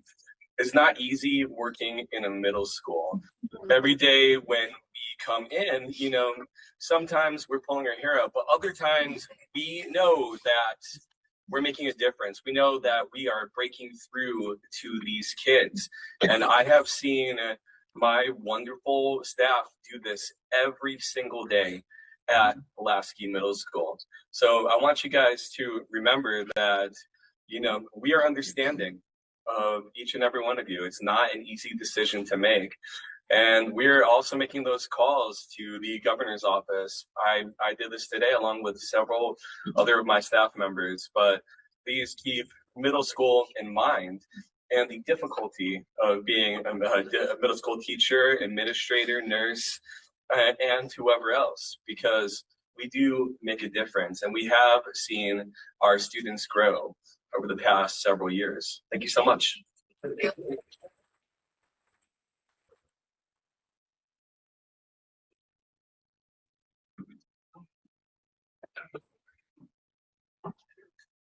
Good evening. Good evening. I had one of my colleagues up here. I don't have a speech prepared, but I was one of those teachers that name was read. So I felt like I should share out. So if you had to ask me 7 years ago if I wanted to be a teacher, I would have told you no. But that changed. I had a kid, single father. I raised my kid by myself. I got full custody of my daughter. So I had to find a career that fit her schedule. So I started subbing in Bristol through the company that y'all use for subs now through PSS. So when I was there, I heard about the TRV program, and then I met Dr. Sanders. So out of all the district that I interviewed with, West Hartford, Weathersfield, Craig, and lastly, New Britain, out of all of them, New Britain stood out. And where they put me my first year for my residency year at Northern. It was small, but I felt welcome. Everybody supported me. And I have to give a shout out to Ms. Verrett because she held me down when my coach, my teacher that was over me, I went out for maternity leave. So she had my back. Then my first year teaching, where I was at again, North End, fifth grade. So I went up a year, and even then, still, same people supported me, showed me the ropes, and then next year, where do I end up at? Pulaski, sixth grade math teacher. So now I say this to you because if you look at me, I don't look like a regular teacher. I come from a town that going through similar things at New Britain, working class, poverty, kids that look like me come from same situation like me, wondering where their next meal gonna come from the school. So I've been there. I know what's it like. I know how it is. Just even getting up here in front of you today is weighing on me because I felt like New Britain wanted me.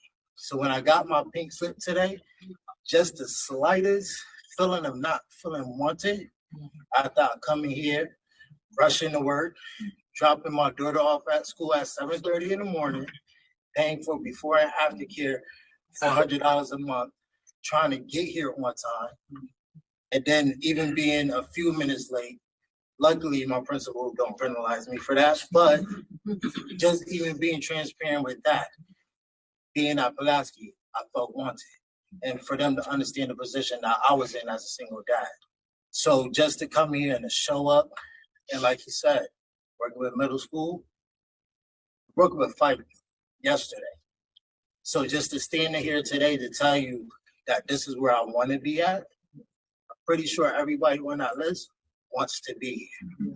So I know it's not finalized, but I just felt like I should share my experience because even when y'all did y'all vote and it passed, I'm just like, dang, really? But it's no hard feelings because if y'all do recall and call us back, I'm gonna say yes. So that's all I have. Thank you for your time.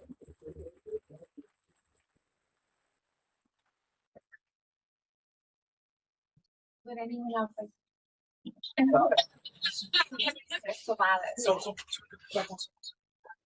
So this is what I was going to speak. I don't have anything prepared, so I can go left or right in a minute. But this is the bandwidth that I really wanted to speak on. 9 of those names on the list I know by name. One of them is my niece. This man's name, along with 3 others, were my students in Craig TRP.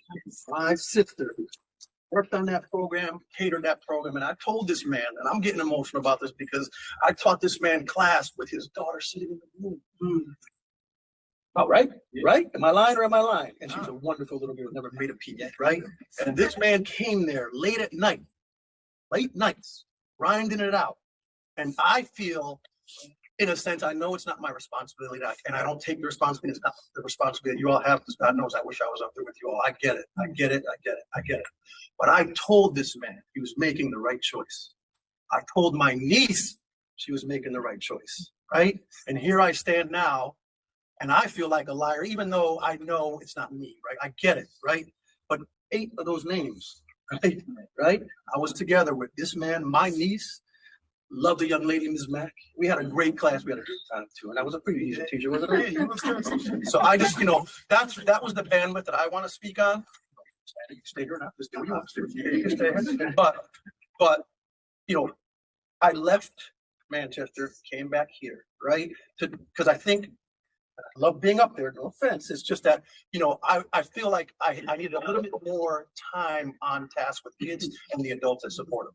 Because I think I have something to offer, right? In terms of coaching adults to work with our kids, our type of kids, with all the things that come with that. And I'm not going to unpack that, right? But, I'm sitting here listening to this now and I'm saying, when I hear those names, I go, man, right? And we have to be careful because this sister right here, my mentor and my sister, who's put in hours and hours and hours and our building a belief that we can diversify this district in the right ways is now at risk, right? Right? Because we need 1,000 more of him. I need 1,000 more of him in front of little guys, mid-sized guys, and big guys and gals for the record, right? And now all of that, right, is at risk.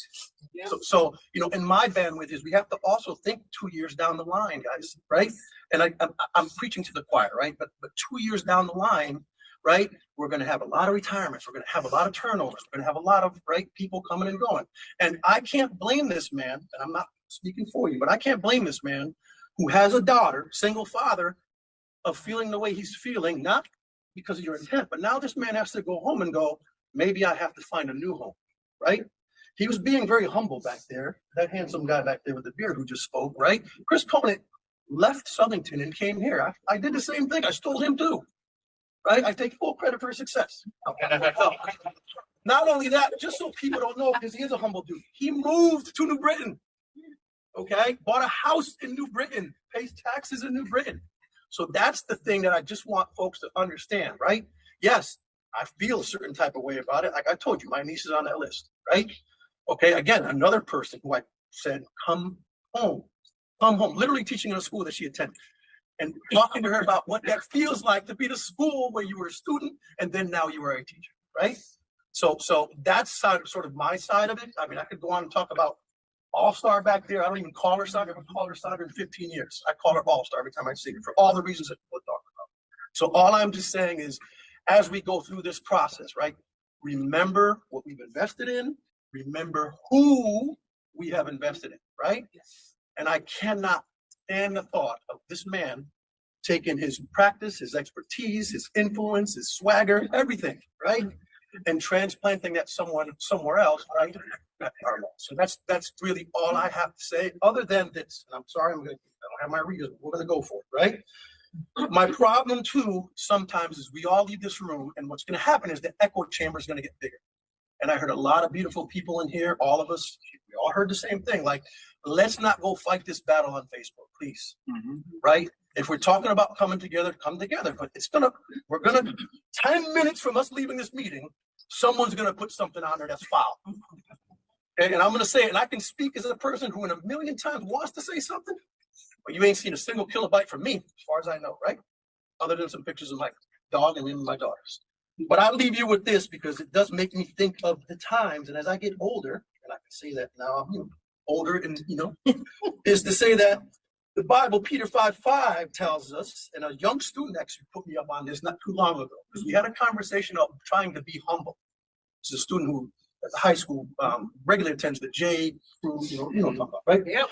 So it's not even my making, but it was a beautiful quote, because he said, right, well, they were talking about this particular quote on one particular day. He said, with all the stuff that happens in society, so on and so forth, and he put me up on it. It says, clothe thyself with humility because God opposes the proud, but gives grace to the humble, right? And I think that kind of captures it all. All I would ask you is leave tonight. Don't get on there acting crazy, right? Act grown, please. And think about little kids seeing those communications, right? Everybody's watching this, like thinking, yes, these young kids still get on Facebook once in a while, right? To see how the old people talk, right? So just be very careful. That's what I would ask you humbly. And again, just think about, like I said, my brother's right here. I take great pride in the fact that I got a small, right, piece of the puzzle that made this man who he is. And I'm hoping to see him back next year. Thank you all. Thank you.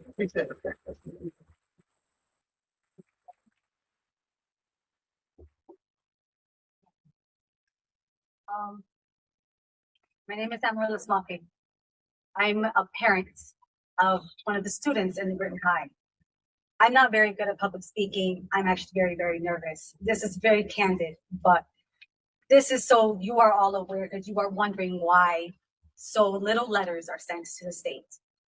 As a member of the lower income of New Britain, which is an outstanding number, surprisingly so, most of them have, at best, a high school level education.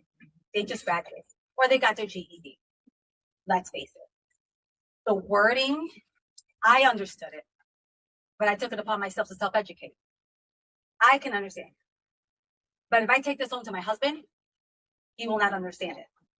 He'll just look at it with the most confused look on his face and then wonder, what am I going to write? I don't even understand what's going on. I don't understand the numbers. I don't understand the lettering. I don't understand the wordage. The legal jargon is confounding to most. That's why parents do not bother, because they don't understand the language. They don't understand what the actual issue. It has to be told to them in plain English. All the speeches in the world will do absolutely nothing. It's also why they don't watch the live streams, because they also don't understand any of the speeches, the long speeches, all these huge words. They're basically by what my husband calls $1 million words. And I'll go on rants. I have to, sadly say, dumb it down a bit and simplify it so he can understand it. Once he grasps it, then he gets into it. Now he gets passionate about it. Now he understands why it's so important, what the whole point is. Most parents where I live on Wilson Street, on the east side, right off the fast track. Most of those parents there are immigrants, or they're of high school level education. They are blue collar people. They don't understand any of this fancy talk as far as what they call it. It's fancy talk to them. They don't understand it. They can't understand it, so they don't participate. Their kids can't understand it, even less. So if the parents don't understand it, how do they explain it to the kids? Even when the kids try to tell them what's going on in school, they don't know. And when they listen to the teachers, they come to those conferences, but at the end, and this is the sad part, most teachers don't hear the parents after they leave the classrooms. They didn't understand a word of what happened, all the disciplinary actions, what's going on, the progress that they need to do, the next steps. They didn't understand a word. At that point, they just kind of threw all that information away. All they understood was, you're failing. I don't know why. Get off the phone, get off the screen, which is a big issue. This is something I'm doing more research on, and I'm studying wordage from Dr. Jared Cooney Horvath, who did a written testimony with the U.S. Senate Committee of Commerce, Science, and Transportation. I'm looking further into his studies as far as allotting the technology along with education. I did a simple quiz with both my 17-year-old and my 14-year-old. They couldn't tell me 5 states from the U.S. outside of our region. They couldn't give me 5 states. They couldn't name. They're in high school. They couldn't name all the 7 continents properly. They couldn't name any of the oceans. They think Paris is a country. This is the saddest thing ever. It's simple geographical questions that they should know since elementary school, and they retained nothing. They're very, very, very distracted when it comes to screen time. I've already witnessed it. The lack of open door policy with classrooms, a lot of it. I was in the Plainville district for a while, and they did have that. I'm very hands-on with my kids' education. I do not play. I came here in '89 from Puerto Rico, knowing no English. I had to learn it from scratch. My mother knew no English, but she came here with a master's in mathematics and bachelor's in chemistry. That meant nothing in the US. You need to understand that. All the degrees in Puerto Rico, you can be a PhD, you can have a doctorate in Puerto Rico. I mean, it's absolutely nothing once you come to the US. None of that is accredited. She had to start over. So going to school and learning at the same time, my mother's learning, and I have to teach her. Again, within the blue collar system, lower income status, most of that education is not very good. So with the legal jargon, it's a little hard. So you want these parents to participate, you got to simplify it for them. You got to make them understand, show them why it is so important, why the teachers can't get the right tools for their students in the classroom, why the Board of Education has to make these tremendous cuts. Why are they cutting off this program? Why are they cutting off athletics, which is a big chunk of these kids? Let's face it. If they're not on screen, they're playing sports. Without sports, they're just going to be on the streets wreaking havoc. That's the problem. But they don't understand why that's happening. Obviously, the state is not gonna explain it to them. And unfortunately, at this level, they're reliant on you to literally spell it out to them because they don't know. Most of the populace in New Britain are of lower income and they do not have the type of education to be able to understand this. It's the only reason why I'm speaking out, because I'm hearing it, I understand it, but I have a different education level and I see what's going on the other side. They're not here because they know that they won't be able to understand what you're saying. There's also not enough room for all of them. There are thousands of them. But you also have some who don't speak the best of English either. So they need translators. They need someone who can even simplify them in their own language. This is a city who is famous for immigrants, but we're also famous for innovation. Stanley Works is leaving. Stanley Works has been here for decades, since World War II. New Britain is famous for supplying the military with ammunition. There are generations here who have lived here since that.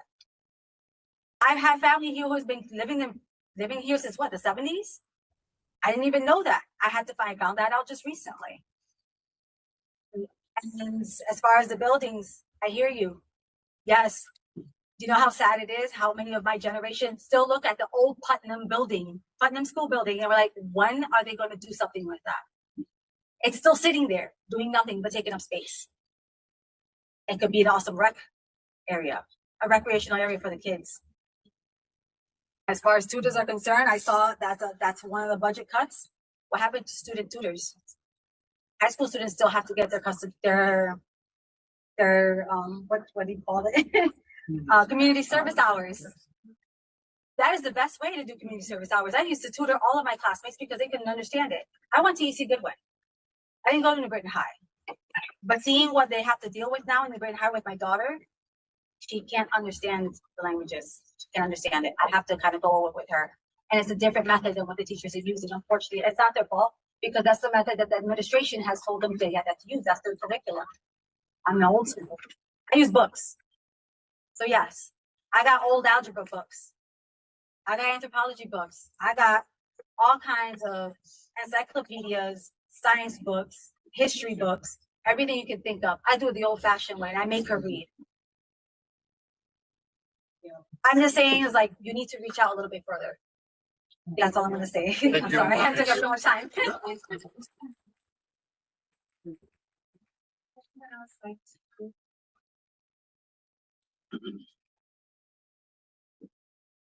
I'm going to struggle here because I left my glasses in the car. What line? Huh? I'm blind. No, I'm good. I'm just going to enlarge my words. So good evening, Board of Ed. I am the president of New Britain branch of the NAACP, and my name is Jan Edwards. So I'm speaking tonight. Sorry, I'm struggling here. Directly from our community's reality. These proposed cuts to education are not abstract for us. In New Britain, we serve a deeply diverse student population. I grew up here. I went to Smith School, I went to Roosevelt, and I went to New Britain High School when I graduated. So to see this and hear this and the budget cuts that are happening, travesty. The proposed budget cuts, I should say. In New Britain, we are deeply diverse student population, Black and brown students, immigrant families, multilingual learners, students with disabilities, and working class families, and everyone has stated already, who are already navigating systemic barriers every day. These are the students who will feel these cuts first and feel them the hardest. When funding is reduced, it is our schools that are already under pressure that take the biggest hit. It means fewer supports in classrooms, fewer intervention services, fewer enrichment opportunities, and fewer adults in the building who can meet students where they are. And we all know that when resources shrink, equity is usually the first thing that it suffers. I also need to speak on our educators. In New Britain, our teachers are not just instructors. They are mentors, they're advocates, and lifelines for our children. That includes the educators who reflect our students, who share their lived experience, their languages, and their cultures. We are already working to build a more diverse pipeline of educators. These cuts threaten to move us backwards, not forward. So I'm asking the board to really consider what this means for New Britain, not just in numbers, but in impact, in classrooms, in families, in futures. Our community cannot afford to keep absorbing cuts that deepen inequality. If we are serious about student success, then we have to be serious about protecting the schools, services, and educators that make the success possible. The New Britain NAACP branch is urging you to reject any cuts that harm our most vulnerable students and the educators who serve them, because equity is not an option for our children, not expendable. And I want to say this, when I grew up in the schools, we had IA. For the students that were not academically prepared for that, we had wood, we had metal, we had cooking, we had sewing, and we continue to cut these budgets. Our kids are so impacted by this. And it's unfortunate that we continue to look at cutting budgets and not supporting our educators, not supporting our students. And again, I urge you, when I sat here and listened to that vote, I urge you to go home. You said you can't sleep at night, but I urge you to go home and try to think about this again, because it is impactful to our students and to our future. So thank you.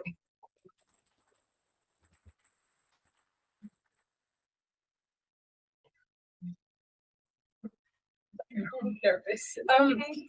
I'm a student at Newburgh High. My name's Aaliyah, and I was not planning on speaking tonight. I wasn't even planning on being here. But some of these people in this room are my teachers that I had. And I find it insane that they won't have a job.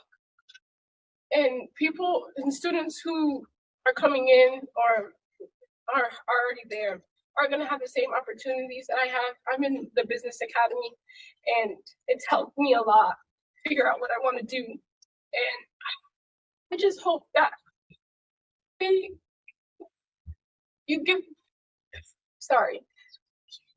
that you understand what these teachers mean to us and what they do for us and their role in our school. Because there's a lot of hate against Newburgh High, but the one thing we talk about are the opportunities you've given us, and to take them away, it's just wrong. And so I hope you really think on this. Thank you. Anyone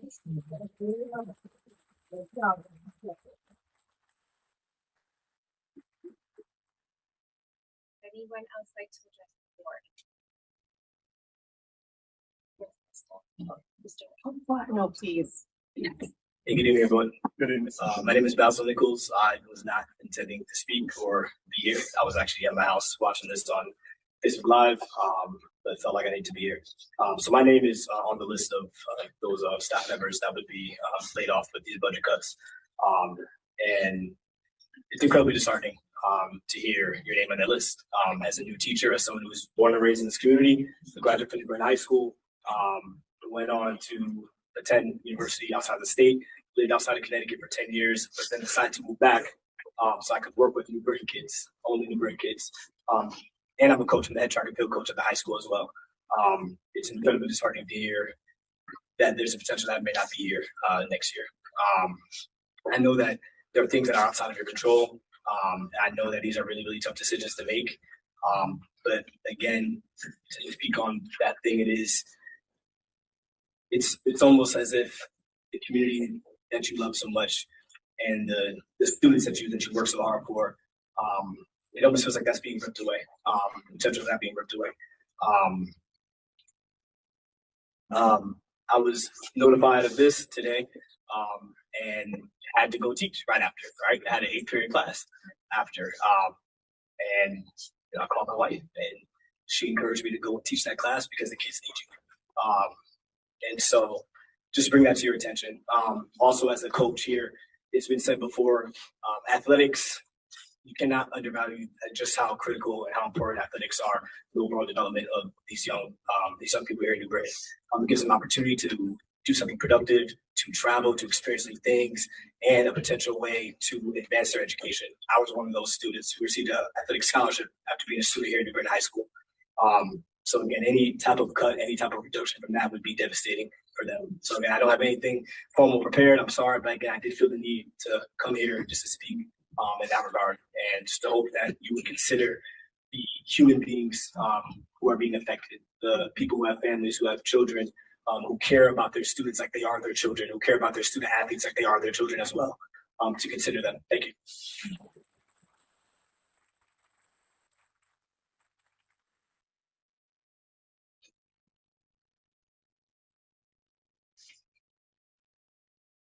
Good evening, Madam Chair, Dr. Gasper, Board. My name is Desiree Costa. I live at 193 Amherst Street. I've been a parent in this district for 25 years. I'm a grandparent in the district now. We were devastated to hear your name, Mr. Nichols, and all of the other names on that list. Mrs. Songford, I facilitated a workshop on conflict resolution for our Career Academy students today. Retrospectives are important. I actually believe looking back helps us understand the root cause of how we got here today. So I think that that is something that you absolutely should consider. We're not in that place at this moment. We are in a solution-focused place. So find the solution that removes all of those names from this being the solution, because this isn't. And then take the time to look back and make sure it doesn't happen again. Conflict resolution requires 3 steps. This is what I taught our students today. Pausing, taking a moment to hear each other, making sure that we're attentive to everybody's perspective, understanding each other. We're coming from different places. We understand there are politics involved. We understand there's policy. At the root of the decision you're about to make are lives. Students, educators, families. Your ability to resolve this matter in a graceful, productive, and responsible way is critical to the success of where your solution lands and how confident our community remains in all of you. I know that the decision is hard, but I don't think that this is the solution. So I really and truly, whatever we can do to help you, we certainly will. You know that I will. So you can all call me. I'm public. But please, there's another way. I think philosophy is an important thing to consider. I think everything's on the table right now. So I actually think that's something we need to consider. Thank you for asking the questions that you asked, Ms. Mitchell. I think that these are important things. We all know I'm a sports mom, and I'm sure Ms. Queckie doesn't want her last interaction with baseball to be how she had to deal with me last year. So I don't envy the job that you have before you, and I do understand it. But we can't afford to lose a single person. No one. Our students need all of these people. And I certainly hope that money comes through for everybody, and I will certainly advocate and fight for everyone. for this board and for education. But everything's on the table. Look at everything. Pause and listen to everyone. Do not do the retrospective right now. It has no place in the conversation today. Do it later. When we figured this out and we saved everybody's job. Do it later. Thank you for your time. I know these are hard, difficult conversations to have. And I just really hope that you save every single person on this list.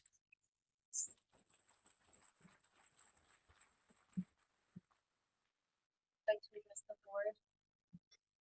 Would anyone else like to address the board? One last time, would anyone else like to address the board? Thank you all for being here tonight. Do I have a motion to adjourn? Madam Chair, Sure. I would like to make a motion to rescind the list of non-renewals for non-tenure certified staff members. Okay. I think we have to amend amend. A motion to amend Motion to amend the agenda. the agenda. Second. All in favor of amending the agenda? Aye. Any opposed? Motion passes. Now, do we have a motion to amend the first item on the agenda and rescind the list of non-tenured staff? Motion. Second. Can we do a roll call vote? I'm sorry. Yes, request for discussion. Discussion. Okay. By doing so, what happens because we have to have notices made by May 1st, before May 1st. And the board would have to vote before May 1st regarding these notices. Let's see, if anybody is aware of one that's coming before May 1st. What are the legal issues should we not vote and not provide notice and need to address this later? And please understand, I'm not trying to be an ass. I'm trying to make sure we're covering Better ourselves here. informed. Absolutely. What would be any potential legal ramifications of not solidifying this list and making notices before May 1st? I would not hazard a guess in public, Madam Vice President. It would be unprecedented in my 30 years of experience. I take that as an ominous response. These are unprecedented times. I'm hesitant, as I expressed earlier, none of this is what my team or I desire for the kids of New Britain.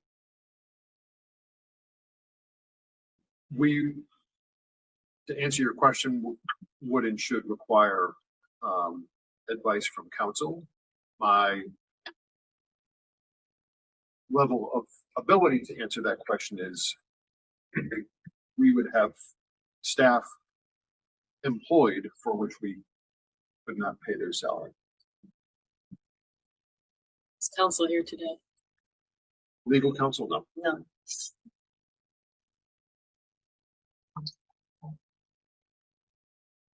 So if it is not voted on tonight, then we would have to reconvene likely Monday after the Finance, Facilities and Transportation meeting.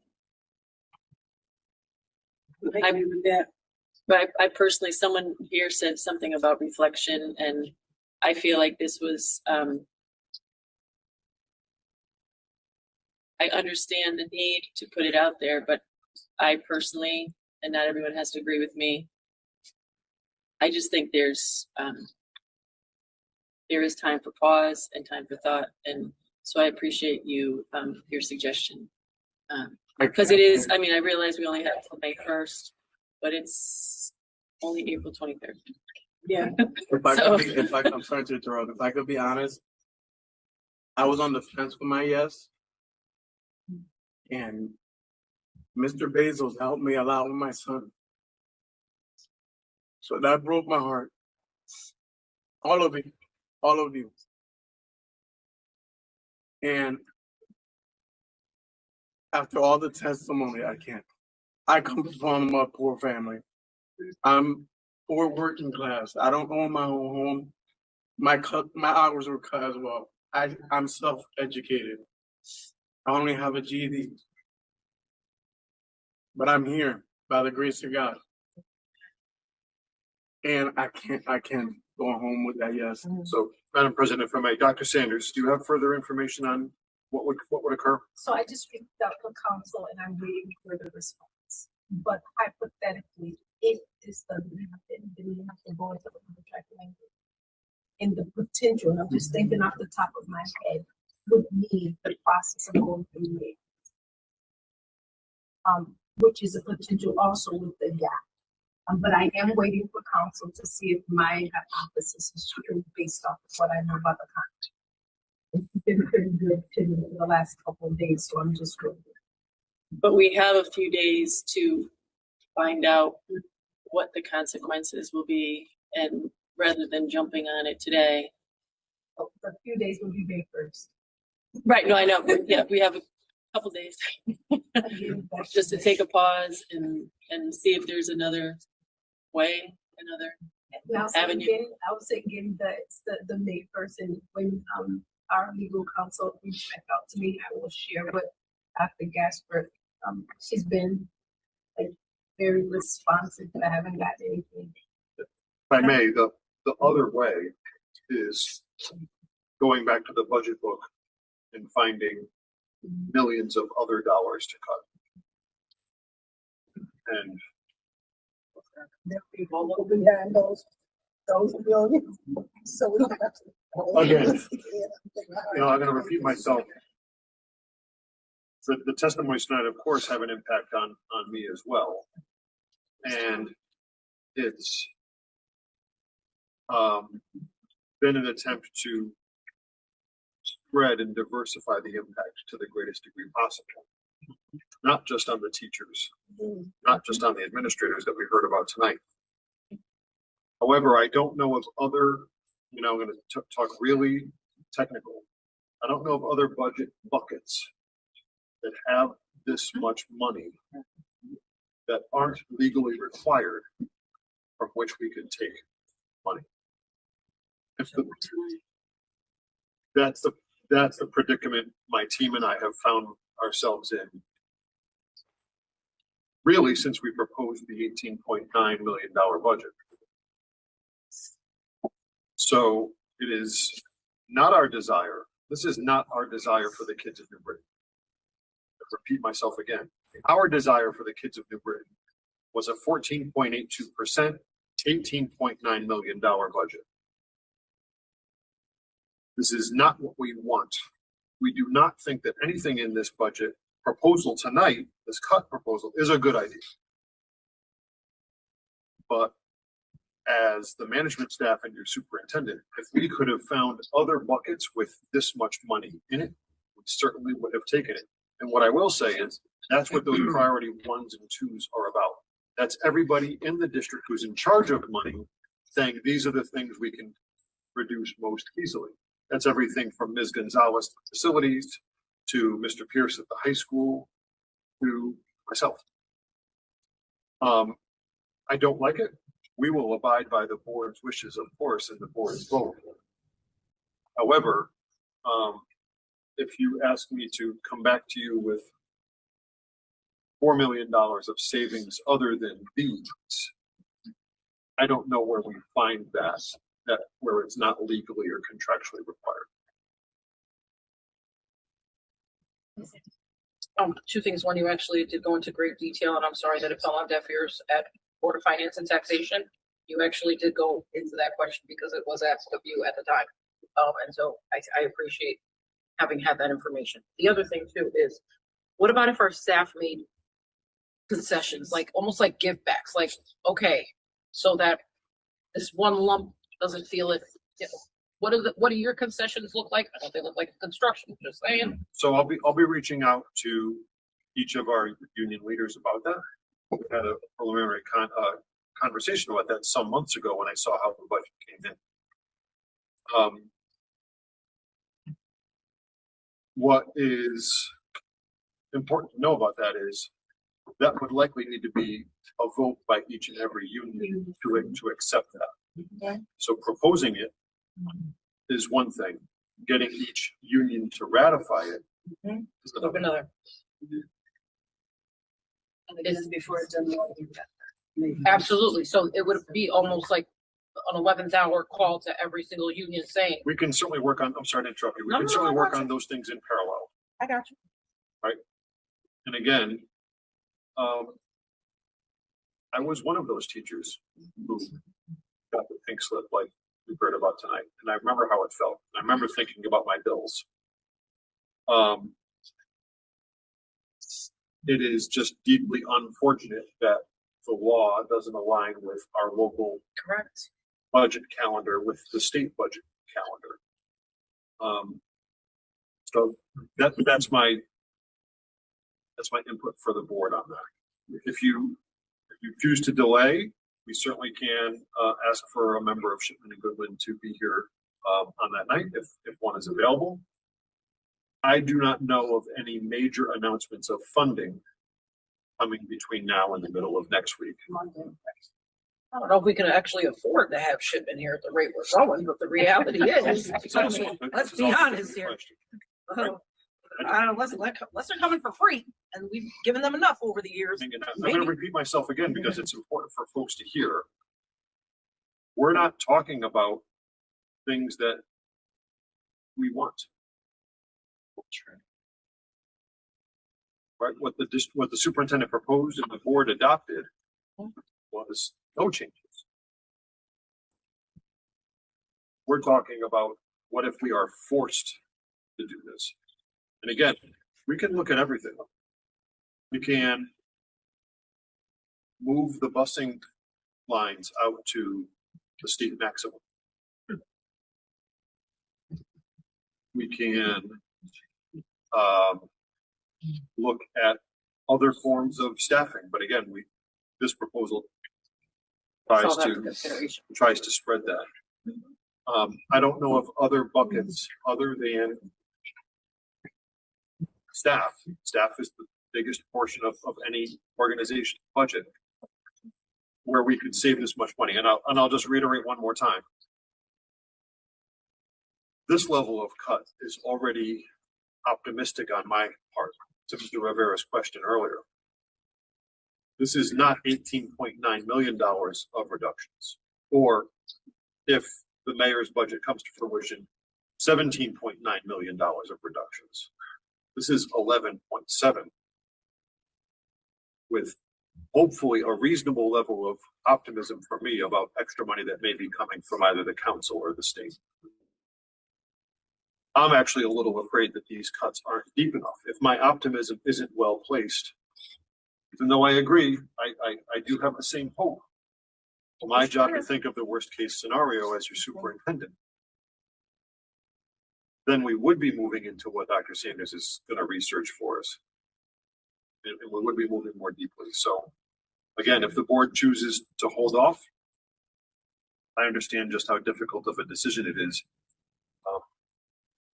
We can reconvene if you like. I don't know how much I'll have to offer for change between now and then, because this process did not start in the last 3 days. This process started the minute, even before I submitted to you an $18 million budget. It started when Ms. Alfano walked into my office and said, I think we're going to have an $18.9 million budget. Jump in and refer back to what some of the audience members said. I was really kind of inspired by what Ms. Costa said when she said, make this now not be so. And so I will say that I was so moved by all the testimony, and I am so sorry that I voted yes for this.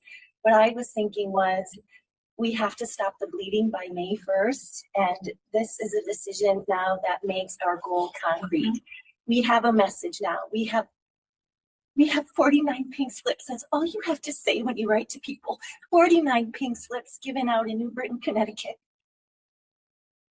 We have a bar. Like, now we work to fight this. We work to undo this. We advocate. There are council members here.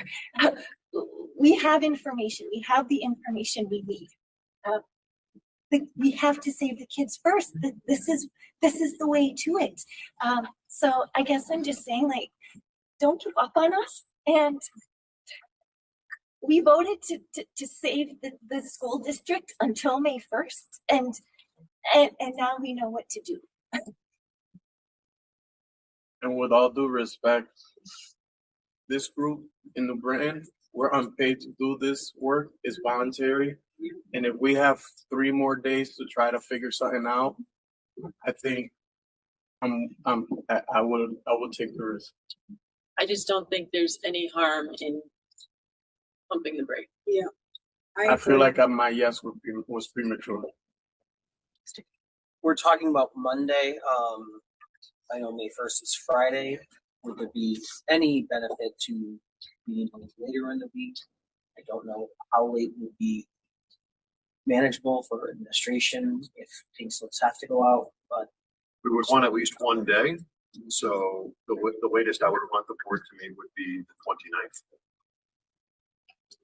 that maybe give us a little bit more time to see if there's Can we at least get an solutions, update on it, though? Even to Tina's suggestion. We have a meeting on Monday. Well, no, But if we could make it later than Monday, But what I'm saying is that at least to be able to get an update on Monday. And then, and then decide whether, we need time to notice.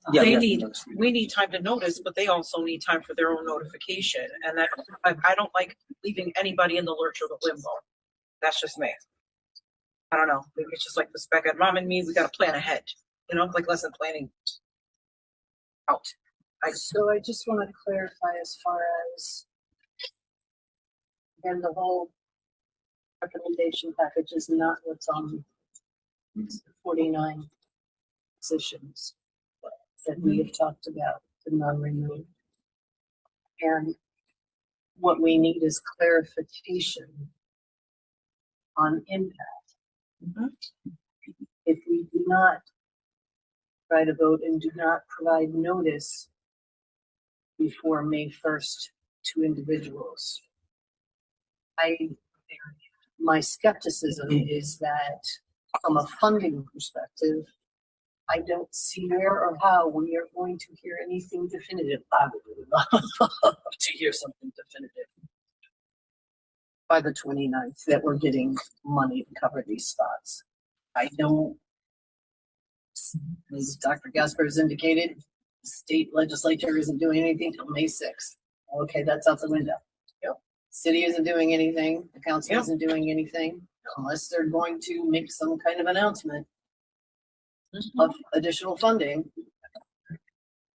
I don't know where we get put in any different position between now and next week. And again, I'm not trying to be an ass, but I'm just trying to, I am concerned about the legal impact if we do not adhere to state law.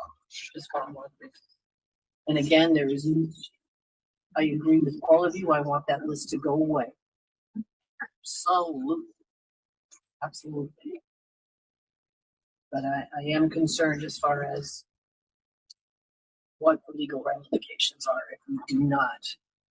I get it's an uncomfortable vote. I truly do get it. And unfortunately, we are here to make difficult decisions. That's why we volunteered to do this. I get that, but we still have a few days, and I'm sorry, Dr. Gasper, you know that I always am thankful for your work and your administration and your staff, and if we can take 3 more days and come back Monday and be here till 1 o'clock in the morning, I will volunteer to be here till 1 o'clock in the morning to figure it out, because I cannot go home and not at least try to figure something else out. Even with the suggestion that Tina just brought up, If it's not doable, amen, but at least we Try try. everything. No, but I'm saying like even with the try and God bless him, because Dr. Gasper really has been upfront and honest about it at every turn. I mean, from everything. That's what I'm saying. Like even for it to be so late in our meeting with council should have been sooner, but at the end, right, they're not calling for an emergency. Oh my God, we got to help out the kids. No, you ran on a platform of education and here we are. This is just the reality of it. One last and final thought for me, honest to God, because my heart is broken and my head is about to fall. When you get a minute over the course of the next couple of days, and we're all going to take a moment to pray because, well, I just think everybody else prays too. Is just sit at home and really think about Urban Voices, which came out years ago, and I remember chanting for education and funding in education, and it was called Urban Voices, and it was just an amazing movement in the city of New Britain. Look it up, think about it, and really, and Sandra, who I totally love, because the day after our last board meeting, I ended up in the ER, and the same student that she brought in to speak to us walks in the room and goes, "Hey, didn't I meet you last night?" Wouldn't you know? Proof is on my Facebook. So I love you students for teaching me as an old lady. You guys teach me, I learn from you, and I just hope to continue learning from you with our amazing staff. And I love you all. And I'm sorry if I was crying, but it's just So thank you. then do I have a motion to amend the first item and rescind the list of non? Motion. You already have a You already motion. have it. If I may have a point of order, please. I believe the board members are discussing agenda item B, B. not the first item. Can we do a roll call, please? Absolutely. President Diana Reyes? Nay.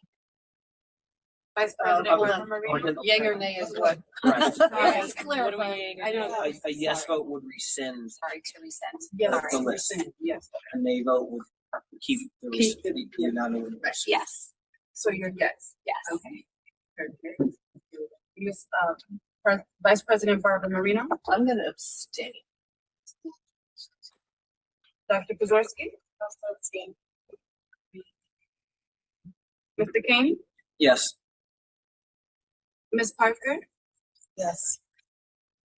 Ms. Petrusko? Yes. Ms. Pina? Yes. Mr. Reyes? Yes.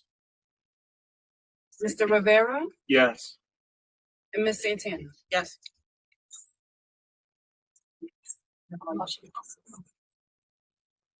Now do I have a motion to adjourn? I just have one thing. I just looked on on April 28th, there was a common council budget public hearing, just to